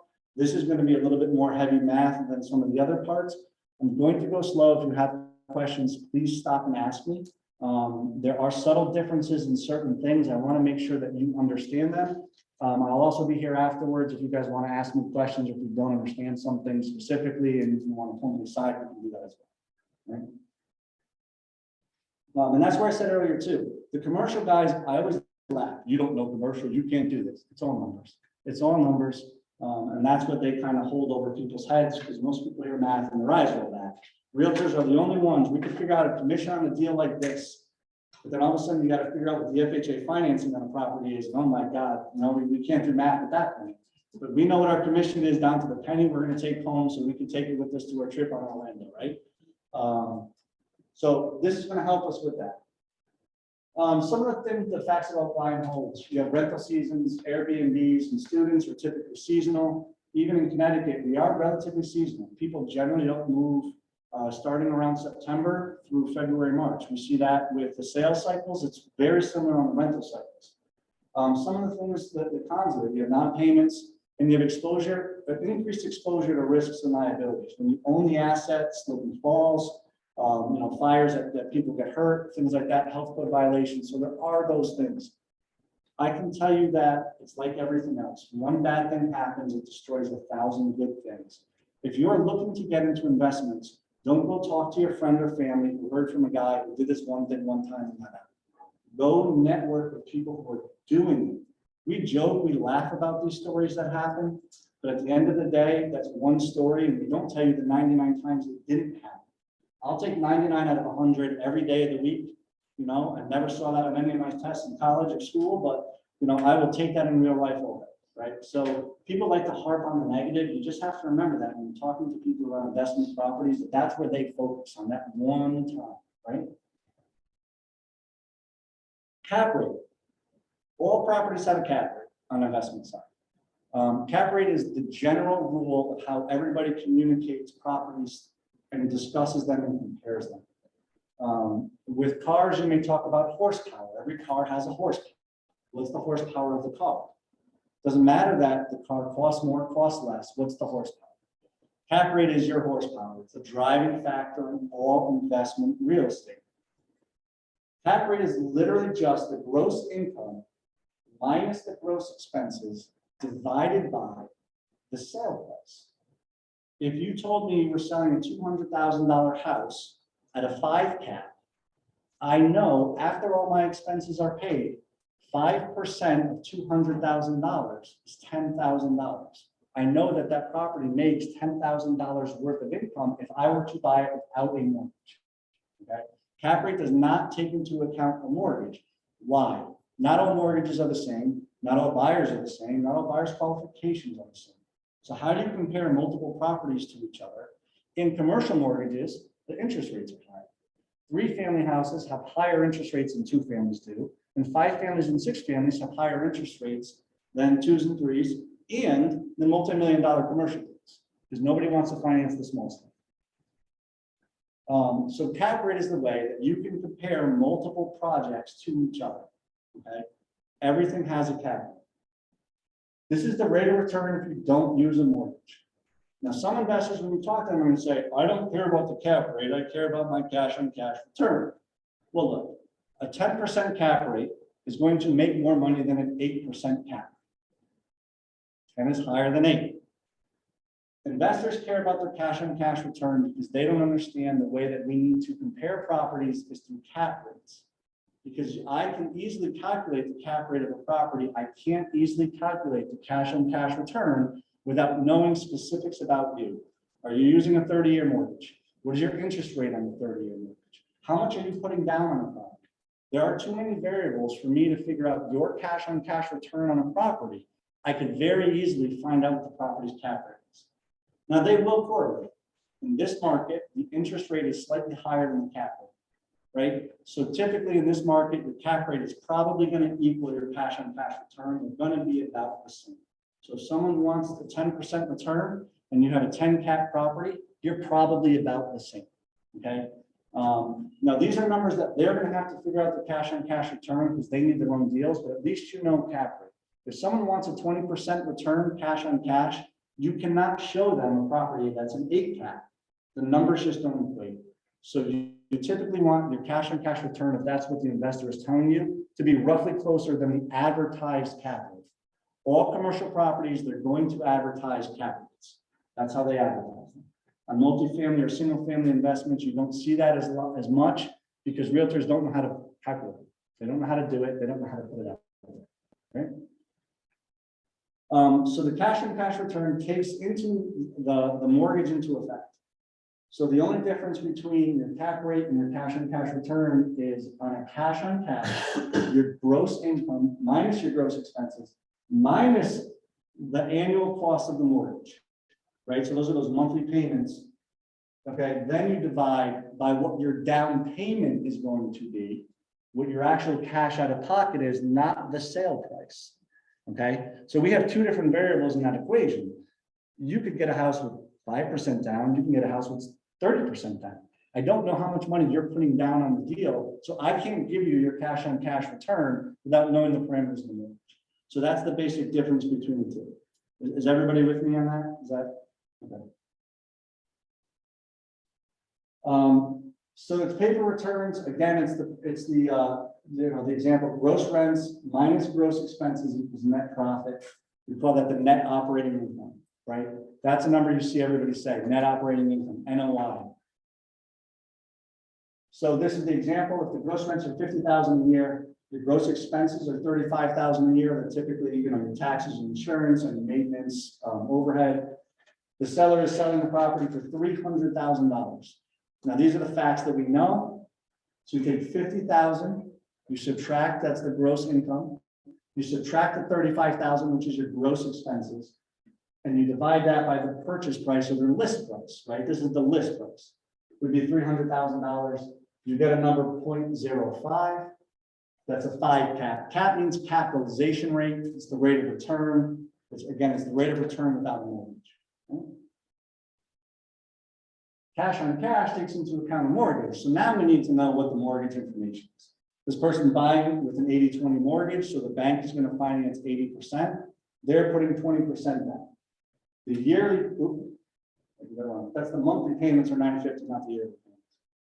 So 20% cash of a $300,000 purchase is $60,000. That's the number we need.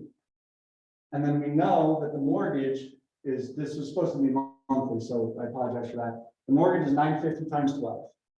So now they're left with a $3,600 profit. You divide that by $60,000, which is the amount of money they need to put down, 20%, and that gives them a 6% return.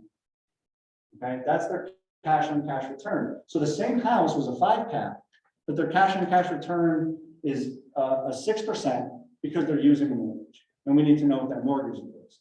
Now, this mortgage interest rate on this property, just to give you an idea, is about 2.5%. Doesn't exist anymore. Okay, if this was closer to where the market is today, this property would not cash flow, would be negative cash flowing property. So a 5 cap property in this particular instance would not make sense for this buyer. They would break even or lose money. Okay, so those are the things that you understand, and you'll start to see the pattern. So you know, in today's market, a 5 cap property at an 80-20 mortgage does not cash flow properly, right? I have a commercial deal we're selling. It's a 70-30. That one does cash flow. Why? Because the monthly mortgage is smaller because they're putting because the bank is financing 10% less. So a 5 cap at a 70-30 actually cash flows, where a 5 cap at an 80-20 in today's world doesn't cash flow. So you need to know that mortgage amount to get that. Is everyone following that? Not talking people in circles. Everyone's okay? I got a lot of nods. Okay. So you need to understand that because that's your paper returns. You should analyze every property before you actually go and look at it. You need to do that because in this instance, if someone's going to sell you a $300,000 property for $200,000 in 3 days on market, probably won't, right? So do you need to really go waste your time to go look at that property when you know it doesn't fit for either you or your client? No. So you need to understand the financials of the property. When you go look at the property, you're going to compare those expenses to what you're actually seeing. When they give you and they say, hey, the expenses on this property are $500 a year, and you go there and the doors are all falling off the hinges, well, now you know why it's $500 a year, because they didn't fix it. So when you buy it, you're going to have to fix it. So now you need to adjust your numbers when you look at it. Maybe the rents are high or the rents are low. One of the most famous tricks in the world is when you have a vacant unit, you bump the value of the rents by 20 to 30%. So if it's $1,000 a month rental, the listing agent's going to go, you can get $1,300 for this. Why? Because that's what they thought. That's what the seller told them. Maybe they didn't know any better. Maybe they're just trying to make the house look good by bumping the value of the rents up to attract potential buyers who don't know any better. So you need to understand that when you go look at it. CapEx is capital expenditures. This is kind of where it gets a little bit more accounting based than actual real life. But if you're going to buy a house and you have to put a new roof on the house, that is going to sap, chances are, your entire year's worth of income out of that rental property. So you have to decide in your head how you put that number. Do you put that as an actual expense and you go, well, I'm not going to make any money this year? Or do you internally spread that money out over the life of the roof? So a roof should be 30 years. You have to decide how you do this. Everybody does it differently. If you don't understand what I'm saying, just understand very expensive items of a house, typically siding, roofing, remodeling kitchens, heating systems, elevators if you're commercial. People spread that cost out over time. They don't consider it to be an expense in day one. Okay, so it's just understanding how your client sees and views those things. You need to understand that and helping them to evaluate those numbers. After you look at it, you make the offer. Because you're going to adjust your income based on what you saw at the property. Common mistakes I see people make. Due diligence. It's called due diligence. Do it. Right? People don't ask the questions. Is there a lease? Are there tenants current? During eviction, during COVID, I sold a property where the tenant was being evicted for non-payment of rent during an eviction moratorium. No one had ever asked me if all the tenants are current and are there any evictions going on. Nobody asked me that question. It is not a material fact in the property. I don't have to disclose it. And in fact, if my seller tells me not to disclose it, I can't disclose it. But nobody ever asked the question. I won't lie.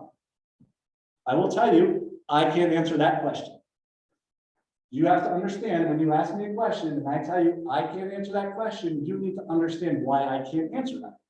So if you said, Dave, are there any tenants being evicted on this property? I can't answer that question. Now, if the answer was no, what do you think I would say? Nobody ever asked. Nobody asked. Now, you're selling a multifamily house during COVID with an eviction moratorium and nobody asked if the tenants were paying rent.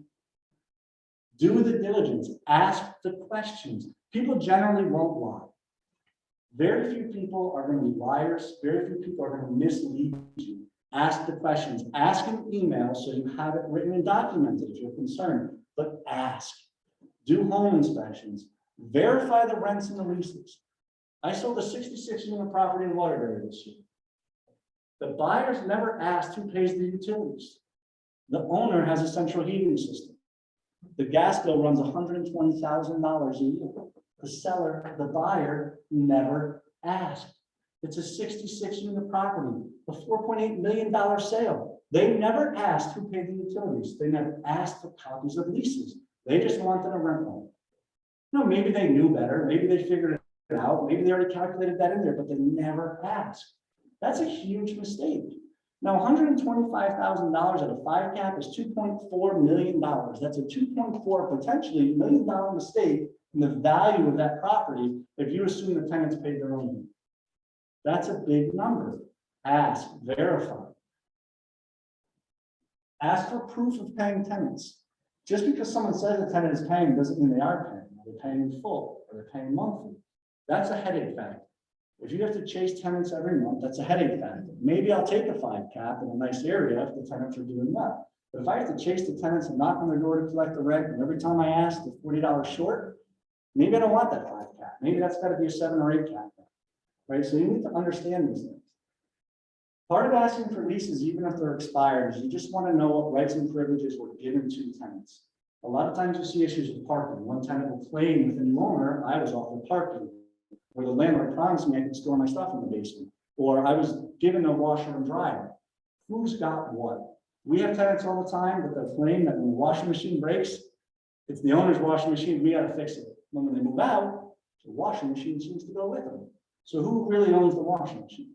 You just want to understand some of those things going in. Again, maybe a 2 and a 3 family is not as big of a deal, but if you're working with something bigger, 12, 14, 16 units, now you have 14 or 16 bedrooms. For larger properties, one of the terminologies is a T12. People ask for a T12. T12 is the last 12 months rolling. So every month is a new T12 report, okay? It's not a last year's report because, well, here we are in November. If I want last year's financials, they're 11 months old. That could be a completely different property than where it is.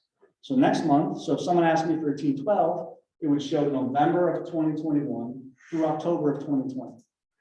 Next month, if you ask me for a T12, it'll show December of 2021 through November, of 2022.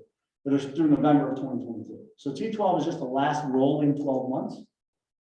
CapEx reports. And the T12, and then the tax returns verify that. Some people will tell you things. A lot of times what you find, right, is people lie about the rents are higher than they're supposed to be, and the expenses are lower than they're supposed to be. The tax returns verify that, right? The tax returns are going to say, what are you reporting to the federal government that your expenses are on this property? Well, if you're lying to the federal government, I'm going to have to assume you're lying to me too, right? And I don't want to do it. CapEx reports, invoices, and contracts.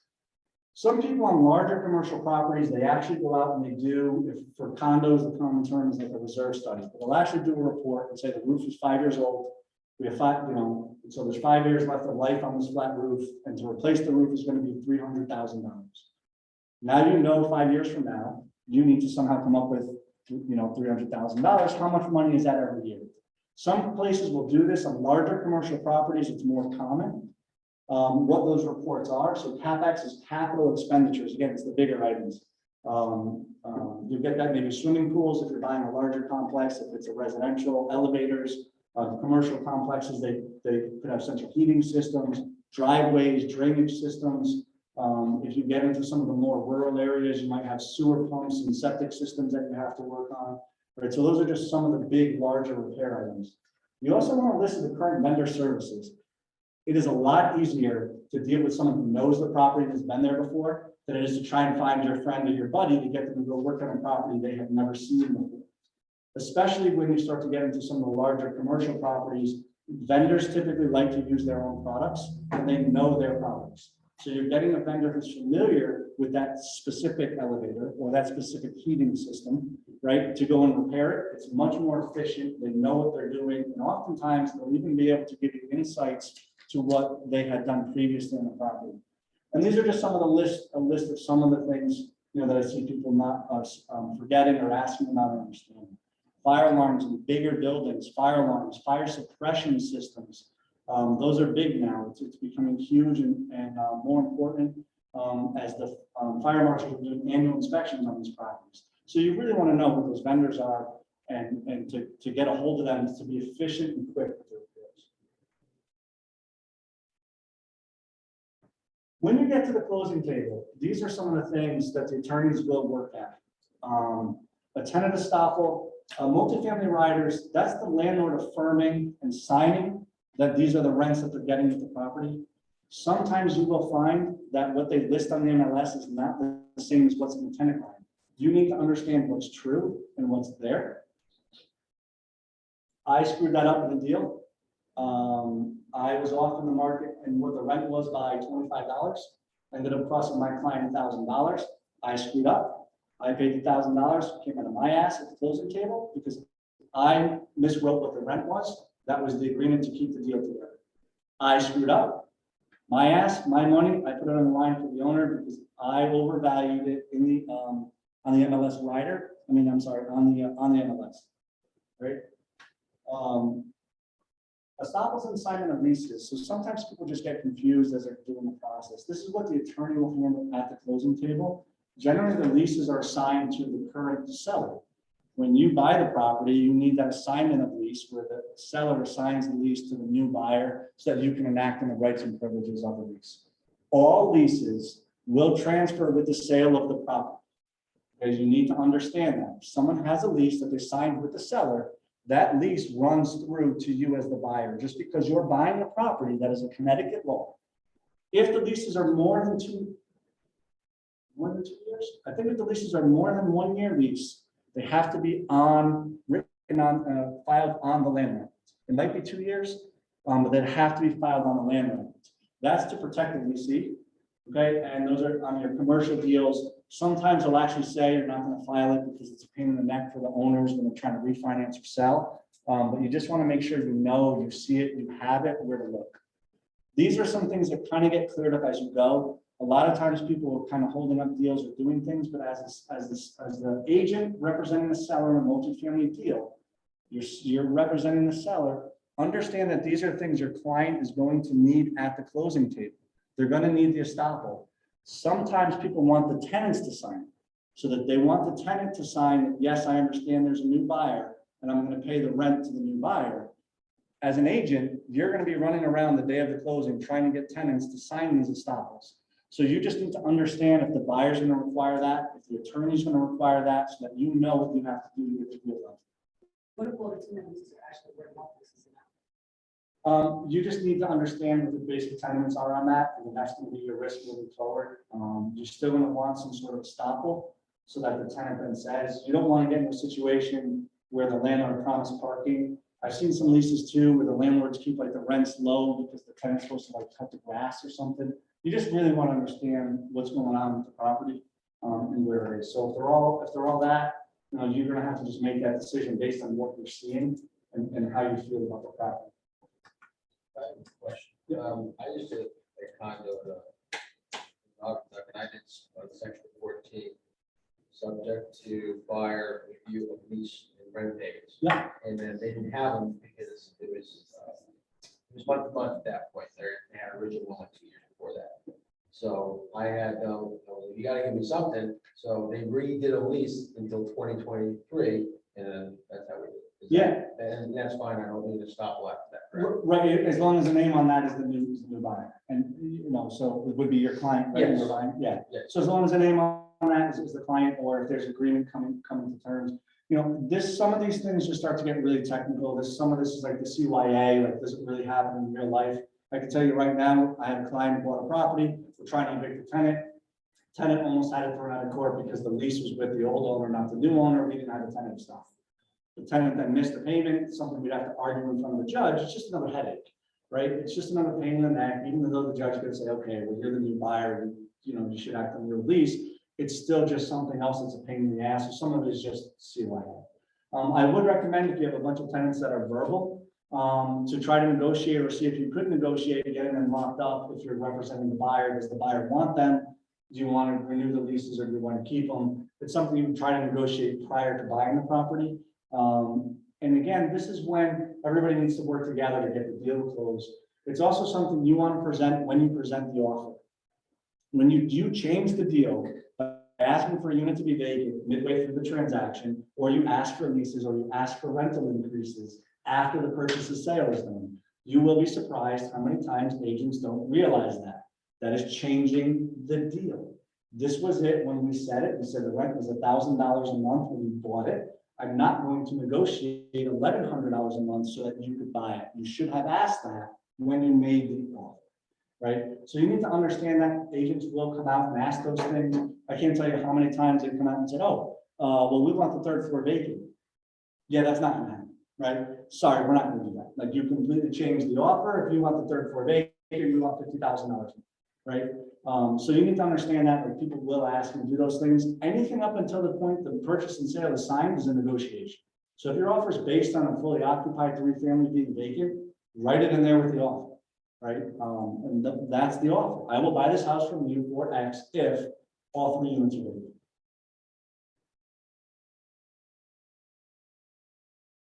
Again, after that, close on the property, post on Facebook, tag me in, right? Multifamily, a lot of mistakes I see when people are renting or listing these on the MLS. When you list a multifamily house on the MLS, it gives us this nice little body in the middle that allows you to list all the units and what the rents are. When that syndicates to Zillow or Truly or Realtors.com, that disappears. So when you're trying to sell a 3-family, you have to say in the description what the rental income is, what the expenses are. All of those things don't translate. Okay, they don't push out to those other sites. That's probably the #1 mistake that I see when I see people do the listings. You mentioned the condo. When people do single families and condos and they sell them and there's a tenant in place, nobody ever lists what the rent is. List it in the agreement because there's not a bar that calls it out. List it in the agreement, tenant month to month, rent is $1,200 a month, right? Utilities included by tenants, you need to know those when you're buying and selling the transaction. Those costs are astronomical. Think of any time you got a rental car. I don't care, right? Well, that's what people are doing to your apartment when you're paying the utilities. They want fresh air, they open the window. The heat's still on 70, it's 36 degrees outside, but they want fresh air, right? They're not paying for it. They're not going to be as nice about it when they have to pay for it themselves. They're going to overuse it a little bit or a lot, depending on the quality of the tenant. You need to understand that because those can be big misses, okay? A lot of times too, people think that they could split utilities. As a unit owner, you cannot sub-meter something on the residential side. On commercial, you can. On residential, you can't. So if you have a 1 water meter coming into a 3-family house, you cannot divide that water meter yourself. You have to pay the water company to do that, then they will split the meters, okay? Same thing with gas and electric. If you have 2 units that share a utility on a residential, you can't sub-meter it yourself. I have a quick question. You can ask the water company to split the meters on a multifamily? Yes, you can. I didn't know that. Okay. Yep, I don't recommend it because the water company takes first position if somebody doesn't pay. So I wouldn't recommend it on multifamily properties to have tenants pay their own utilities that way. We do on single family properties, but what we do is we pay it and then we bill the tenant so the tenant pays us back. Because you don't want to get that foreclosure notice because your tenant decided not to pay it. Now you have to sue the tenant to pay it. And now you have to pay the city all their, all the attorney's fees and all those costs of the foreclosure. So I don't recommend it on residential properties. Commercial is a little different, is a whole nother animal. And you may want to do it that way depending on your client's side. Yep. But that's kind of, it's kind of difficult that way because you don't know what the consumption will be necessarily. You have to build it in and assume. You have to assume it at the highest. Yeah, when you're doing that, that's why you want to get the financial reports from the previous one. And that's why it's important to get that information so you can make a decision. When you start to get into it, you'll notice, when we had 3-family houses, every quarter we would get a bill for about $200, which is a little bit high, 180, but it also depends, we had all 3 bedrooms. Then one month you get a $400 bill. Well, now you start calling the tenants, seeing whose toilet's running, who's running water, what's going on. So there is a risk factor with that. Plus the fact, what if there's underground sprinklers? I mean, that's an astronomical bill in the summer. Yeah, there are, but what type of property are you buying with underground sprinklers? At that point, you're probably buying, a larger commercial type property. You're probably getting more money. You probably have a higher class of clientele there. So it's just something that you have to factor in. It's just a line item expense. You could pull the sprinkler system out too. You don't have to have it. Does it match the property? Maybe that's okay. Pave it, mulch it. All right. One of the questions we ask is, have you reviewed the financial information with your client when we're selling multifamily? I'm in a transaction right now. The tenant got fed up with us, slammed the door shut, locked it, gave us the big old, don't contact me anymore. She got tired of us having people go through. She got tired of having to be home for showings or coming home for showings to not have agents show up. We had a lot of people that were walking through her unit. She got fed up, she threw her hands up. So you want to make sure only to get offers on a $400,000 house for $300,000. You want to make sure that the agents are reviewing the financials with their client and that the property makes sense financially as you have presented it. That get them talking to their client. Ask them if they figured out the cap rate and if they know that their client's willing to buy at that cap rate. You don't want to be disturbing all of these tenants all the time for tire kickers trying to steal properties and get them for 50 cents on a dollar. It is the tenant's unit. You cannot legally force your way into a tenant's unit without taking them to court first. You have relinquished the rights to the inside of that property once you signed the lease to the tenants and handed them a key. It does not matter what the lease says. If they say don't be here and you are there, you are trespassing and can be arrested. You will be arrested and your face will be on Channel 8 News. I can promise you that. Okay, so just because it is your building or the seller's building, you can't force them to do that any more than you can force someone to pay the rent. Because paying the rent is in the lease too, and you can't force them to do that, even if you take them to. Right, so you just need to understand that. You want to disturb the tenants and be respectful. One of the strategies we use, we just kind of do rolling open houses. So if we have a 6-unit property, we'll just do open houses twice a week. That way the tenants know it's the same 2 times every week. We ask them when it's convenient for them. We'll only show 3 out of the 6 units one day and the other 3 another day. Just so that way we're not disturbing the tenants all the time. Right? It wasn't such a big deal when the market was hot, but as the market cools and you're going to get more and more showings on properties because people don't have the opportunity for it, you just want to be respectful about it. Hire a property manager. Now, I'm not just saying this because I run a property management company. You don't know what the hell you're doing. I promise you that. There's a lot of simple mistakes that I see people make all of the time that can be avoided. Don't look at a property manager as an expense. If you get a good one, they're a valuable asset. They will provide different solutions to you than what you've thought of. Most of the time I see people when they have a heating system fail, they just think I have to replace the heating system. They don't think of alternatives to the heating system. Right, so I had a client came to me, was going belly up on the property, couldn't figure out what was going on. Well, he was self-managing the property. He had an oil tank explode in the basement. He paid all this money to have the oil cleaned up in the basement, got a whole new oil system there. And I asked him, why didn't you file an insurance claim? I didn't know I can do that. Oh, okay. Why didn't you switch from oil to gas? You get more in rents. Oh, I wasn't thinking about that. Right? So I could have saved this guy probably close to $10,000 to $12,000 by filing an insurance claim, getting them to pay for everything. And then we could have got $100 a month more in rent by switching to more gas. So just understand that there's always alternate solutions to what you're trying to do, and a good property manager can help you. Again, that's where when you're working and networking with other investors, they'll tell you who the good property managers are. Everybody knows who the bad ones are. The good ones you never hear about. Those investors will help you find them. Goes on the property, post on Facebook, tag me. We're getting closer. We started a little bit late. I had some other slides that I was going to go to about leverage and mortgages and overextending. We won't get to that. But just questions to ask as an agent to a client. Again, what kind of rate of return you look for, cap rate versus cash on cash. Some people do what's called the rent multiplier. They just want the annual rent to be, or the sale price to be 3 times what the annual rent is.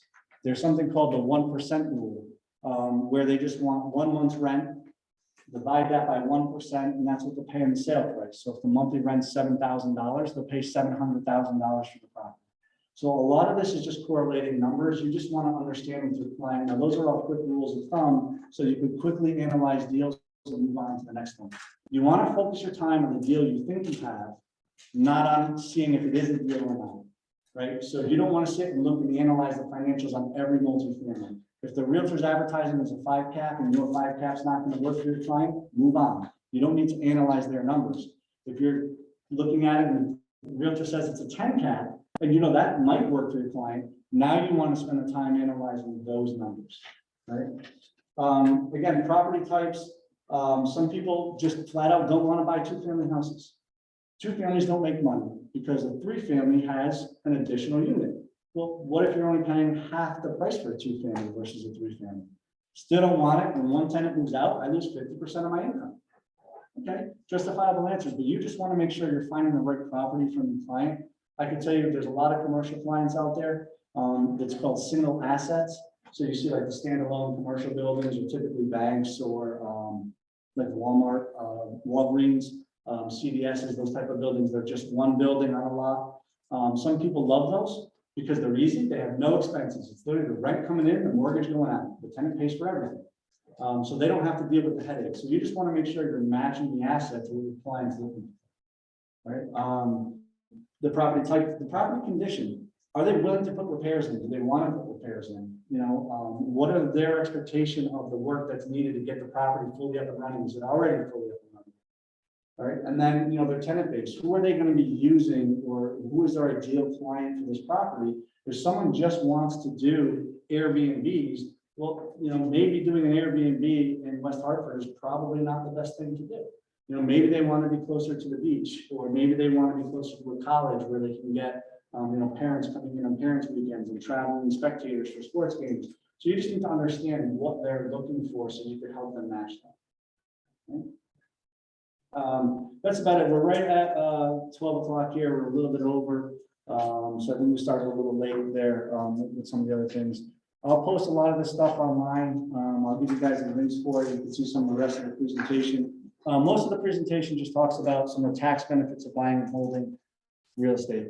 Buying and holding real estate provides so many different tax advantages. Somebody asked the question, I believe it was you earlier, about what would you pay on flipping a house. When you buy and hold, the government gives you so many different tax incentives, it's ridiculous. Okay, you get to depreciate or offset the cost of the house. You get to offset that on the income equity. Anytime you put improvements into the property, you get to offset those. When you buy a property or sell a property, depending on where it is, you can get money back for that. There's 2 things called an empowerment zone and an opportunity zone. An empowerment zone is pretty much in your cities. It's in your Bridgeports, your New Havens, your water areas. When you renovate the property, if you file paperwork with the city before you renovate it, the city comes out and inspects at the beginning, they inspect at the end. Whatever you put into the property will offset your property taxes by the ratio of the value of the house to the value of the repairs. If the city valued the property at $80,000 and you put $40,000 of repairs in it, the city's going to say you could pay us 50% of your tax base rolled over for the next 10 years. When you go to sell that house, the state will refund you the conveyance tax on selling the house for buying in that zone. So there's a ton of opportunities here. When you start to see those, the tax returns or the tax incentives on buying that. An opportunity zone is, it's a new thing that the government started a few years ago. Tax-free money in, so it doesn't matter how you got it. When you put it in, it's tax-free. And when you take it out, it's tax-free. You have to develop the property. The government does not want you paying taxes on buying and holding properties. It's the same for commercial properties. Capital gains taxes are generally going to be, once you start investing and you establish yourselves, capital gains taxes are going to be a less expensive tax than your ordinary income, generally speaking, right? And so that's a tax break when you go to sell it. You have to pay taxes. And Donald Trump, love him or hate him, says if you own the property in an LLC, you tax in the LLC, and you pay your taxes from the LLC, you get to offset that tax payment on your personal tax returns. Okay, so the government literally is incentivizing you to use their money to buy properties. A 1031 exchange doesn't happen often. You don't have to pay taxes when you do a 1031 exchange and reinvest the money. That's literally taking 20% of your income and getting money out of it. The government says, here's the money you should be paying me. You take this and go earn more money with it, right? So you could start to use the power of leverage with the tax incentives. Once you start doing mortgages as well, you can do that. Yeah. Most of the people out here, when they do 1031, they're not used to it, but I come from New York and I did it all the time. Especially with people who are investing in the city, not right now, but when the city was really running kind of heavy. I just did the 1031 here, and it was great. And my client bought up, which is exactly what you're talking about. Yeah, and 1031, the biggest problem with 1031 exchanges, they give you a set amount of time. So from the time you sell a property, you have to identify properties to buy and you have to close. That's the biggest problem with 1031 exchanges, especially now, where there's not a lot of inventory. So to sell something and try and identify something you want to buy, the worst thing that happens is it runs out and you just end up paying the taxes anyway. I just did a commercial transaction, which was awesome. It's probably the smoothest transaction I've ever done in my career. The buyer was buying with the 1031 exchange. The seller was selling to try and do a 1031 exchange. Everybody was operating on the same window. It's phenomenal. Everybody did whatever they could do to get this property to close by October 5th, because that was the deadline that one guy had and the other guy had it as October 11th. And man, you've never seen everybody in the room working together as we were in this transaction to get this deal to close. It was beautiful. You know, there are companies where you, if you cannot make 45 days, there are companies where you pay fee and sell them technically. Yep. And then the property, and then they give it back. Right, so there's a lot of different things that come out. There's also a reverse 1031 exchange, where if you buy the property before you sell one, then you can revert back and get the money back. So there's just a lot of tax incentives out there. It's just understanding. It's part of the reason I love the buy and hold real estate. The other reason I love it, this is the biggest thing in the world, the leverage on it is ridiculous. You know, to control $1 million or $2 million or $200,000 asset at 20% is just insane. You don't see that kind of leverage and power anywhere. I love to do it once and get paid for the rest of my life. You buy one multifamily house and it's paying you for the rest of your life. Your mortgage is fixed. If you do it right and you get a fixed rate mortgage. In my 20 years of actually investing, my father's 50 years of investing in real estate, the rents in Connecticut have never gone down from one year to the next. The mortgage stays the same every year. The taxes go up a little bit. The insurance goes up a little bit. The mortgage stays the same. So when you understand that, I was reading an article the other day, and there was a real estate investor who said that is the #1 way to get rent control in America is by owning your own home and getting a 30-year fixed rate mortgage, right? So just the power and the leverage of that, you know, the appreciation. There's one of the stats I have here. So pre-pandemic crash since 2007, or pre-market crash in 2007. And this is when I did this presentation first in like 2019. Property values have increased 54% since their height in 2007. They've increased 84% since the crash in 2008, 2009, and they've increased 1,010% since 1980. And the reason that I was born in 1981, so that's just kind of a nice number that I get to throw out. And this was as of 2019. We all know you could probably add another 20 to 30% on that since 2019. So that's why really with the buy and hold, you get to capture so many different ways of making money. You get market appreciation. Generally, I know short-term property prices may fall, but long-term they'll appreciate. You can refinance mortgages. I know that's kind of the new thing now, you know, marry the house, not the rate, whatever. But you could refinance the leverage and pull out money to buy more real estate. That's what I did. I bought one house in 2003. It ended up turning into 6 or 7 different houses using 1031 exchanges, refinancing, pulling money out, selling properties, refinancing again. As long as those properties cash flow is part of my goal, to do that. So the power of leverage in real estate is huge. The power of appreciation is huge. And then just the monthly cash flows in buying and holding. It's nice every time. You don't have to do it. You do it once, you're getting paid forever, and you don't need to do a lot of them. You could buy a 1-3-family house that can make you from $500 to $700 a month, even in this market. Think about that. $500 a month is $6,000 a year, right? I mean, just think about the impact that could have, and chances are that $6,000 a year is going to be pretty much tax-free, right? You're not going to pay the taxes on that $6,000 like you would if your boss gave you a $6,000 bonus if you have a 9-to-5, right? Because you get the tax benefits of real estate, and it's huge.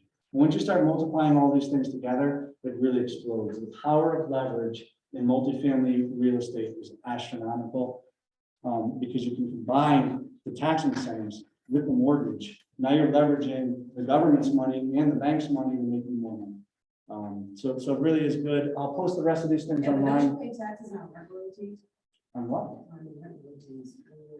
We have investment properties, we have tenants, you're getting, that's income to see. It is, but, so the value of the house, if you buy a property for $200,000, let's just say the land's worth $100,000 and the house is worth $100,000. You get every year, the 2x4s are a year older, the plywood's a year older, the framing's a year older. That's a cost, a paper cost, not a real cost. So if you do a linear depreciation, which means the same amount every month, you get to take that $100,000 cost that's on the building, and you get to divide that by 27 and offset that every year. So if you buy a $200,000 property and they value the land at 100 and the house at 100, you get to write off almost $4,000 every year just because the building is 1 year old, and 1 year older, and 1 year older. And then if you put a new furnace in, you get to depreciate that as well. So you can take all of those costs and you can cost segregate if you want, which is bigger properties. So if that property made you $6,000 a year, you're writing off $4,000 a year, you're only paying taxes on $2,000, you still get to keep $4,000, right? And that's the power of the depreciation of buying and holding. The government really wants to incentivize you for buying and holding real estate.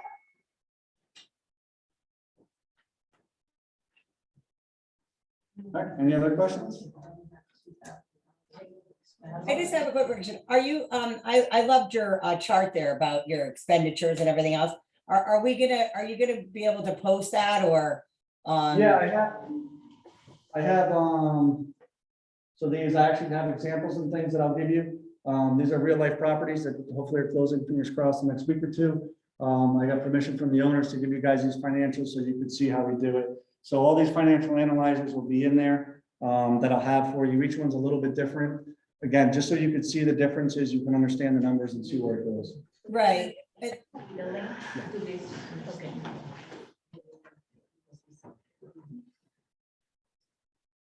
Great. Thank you. Thank you. Thank you. They have like certain, not gonna work on.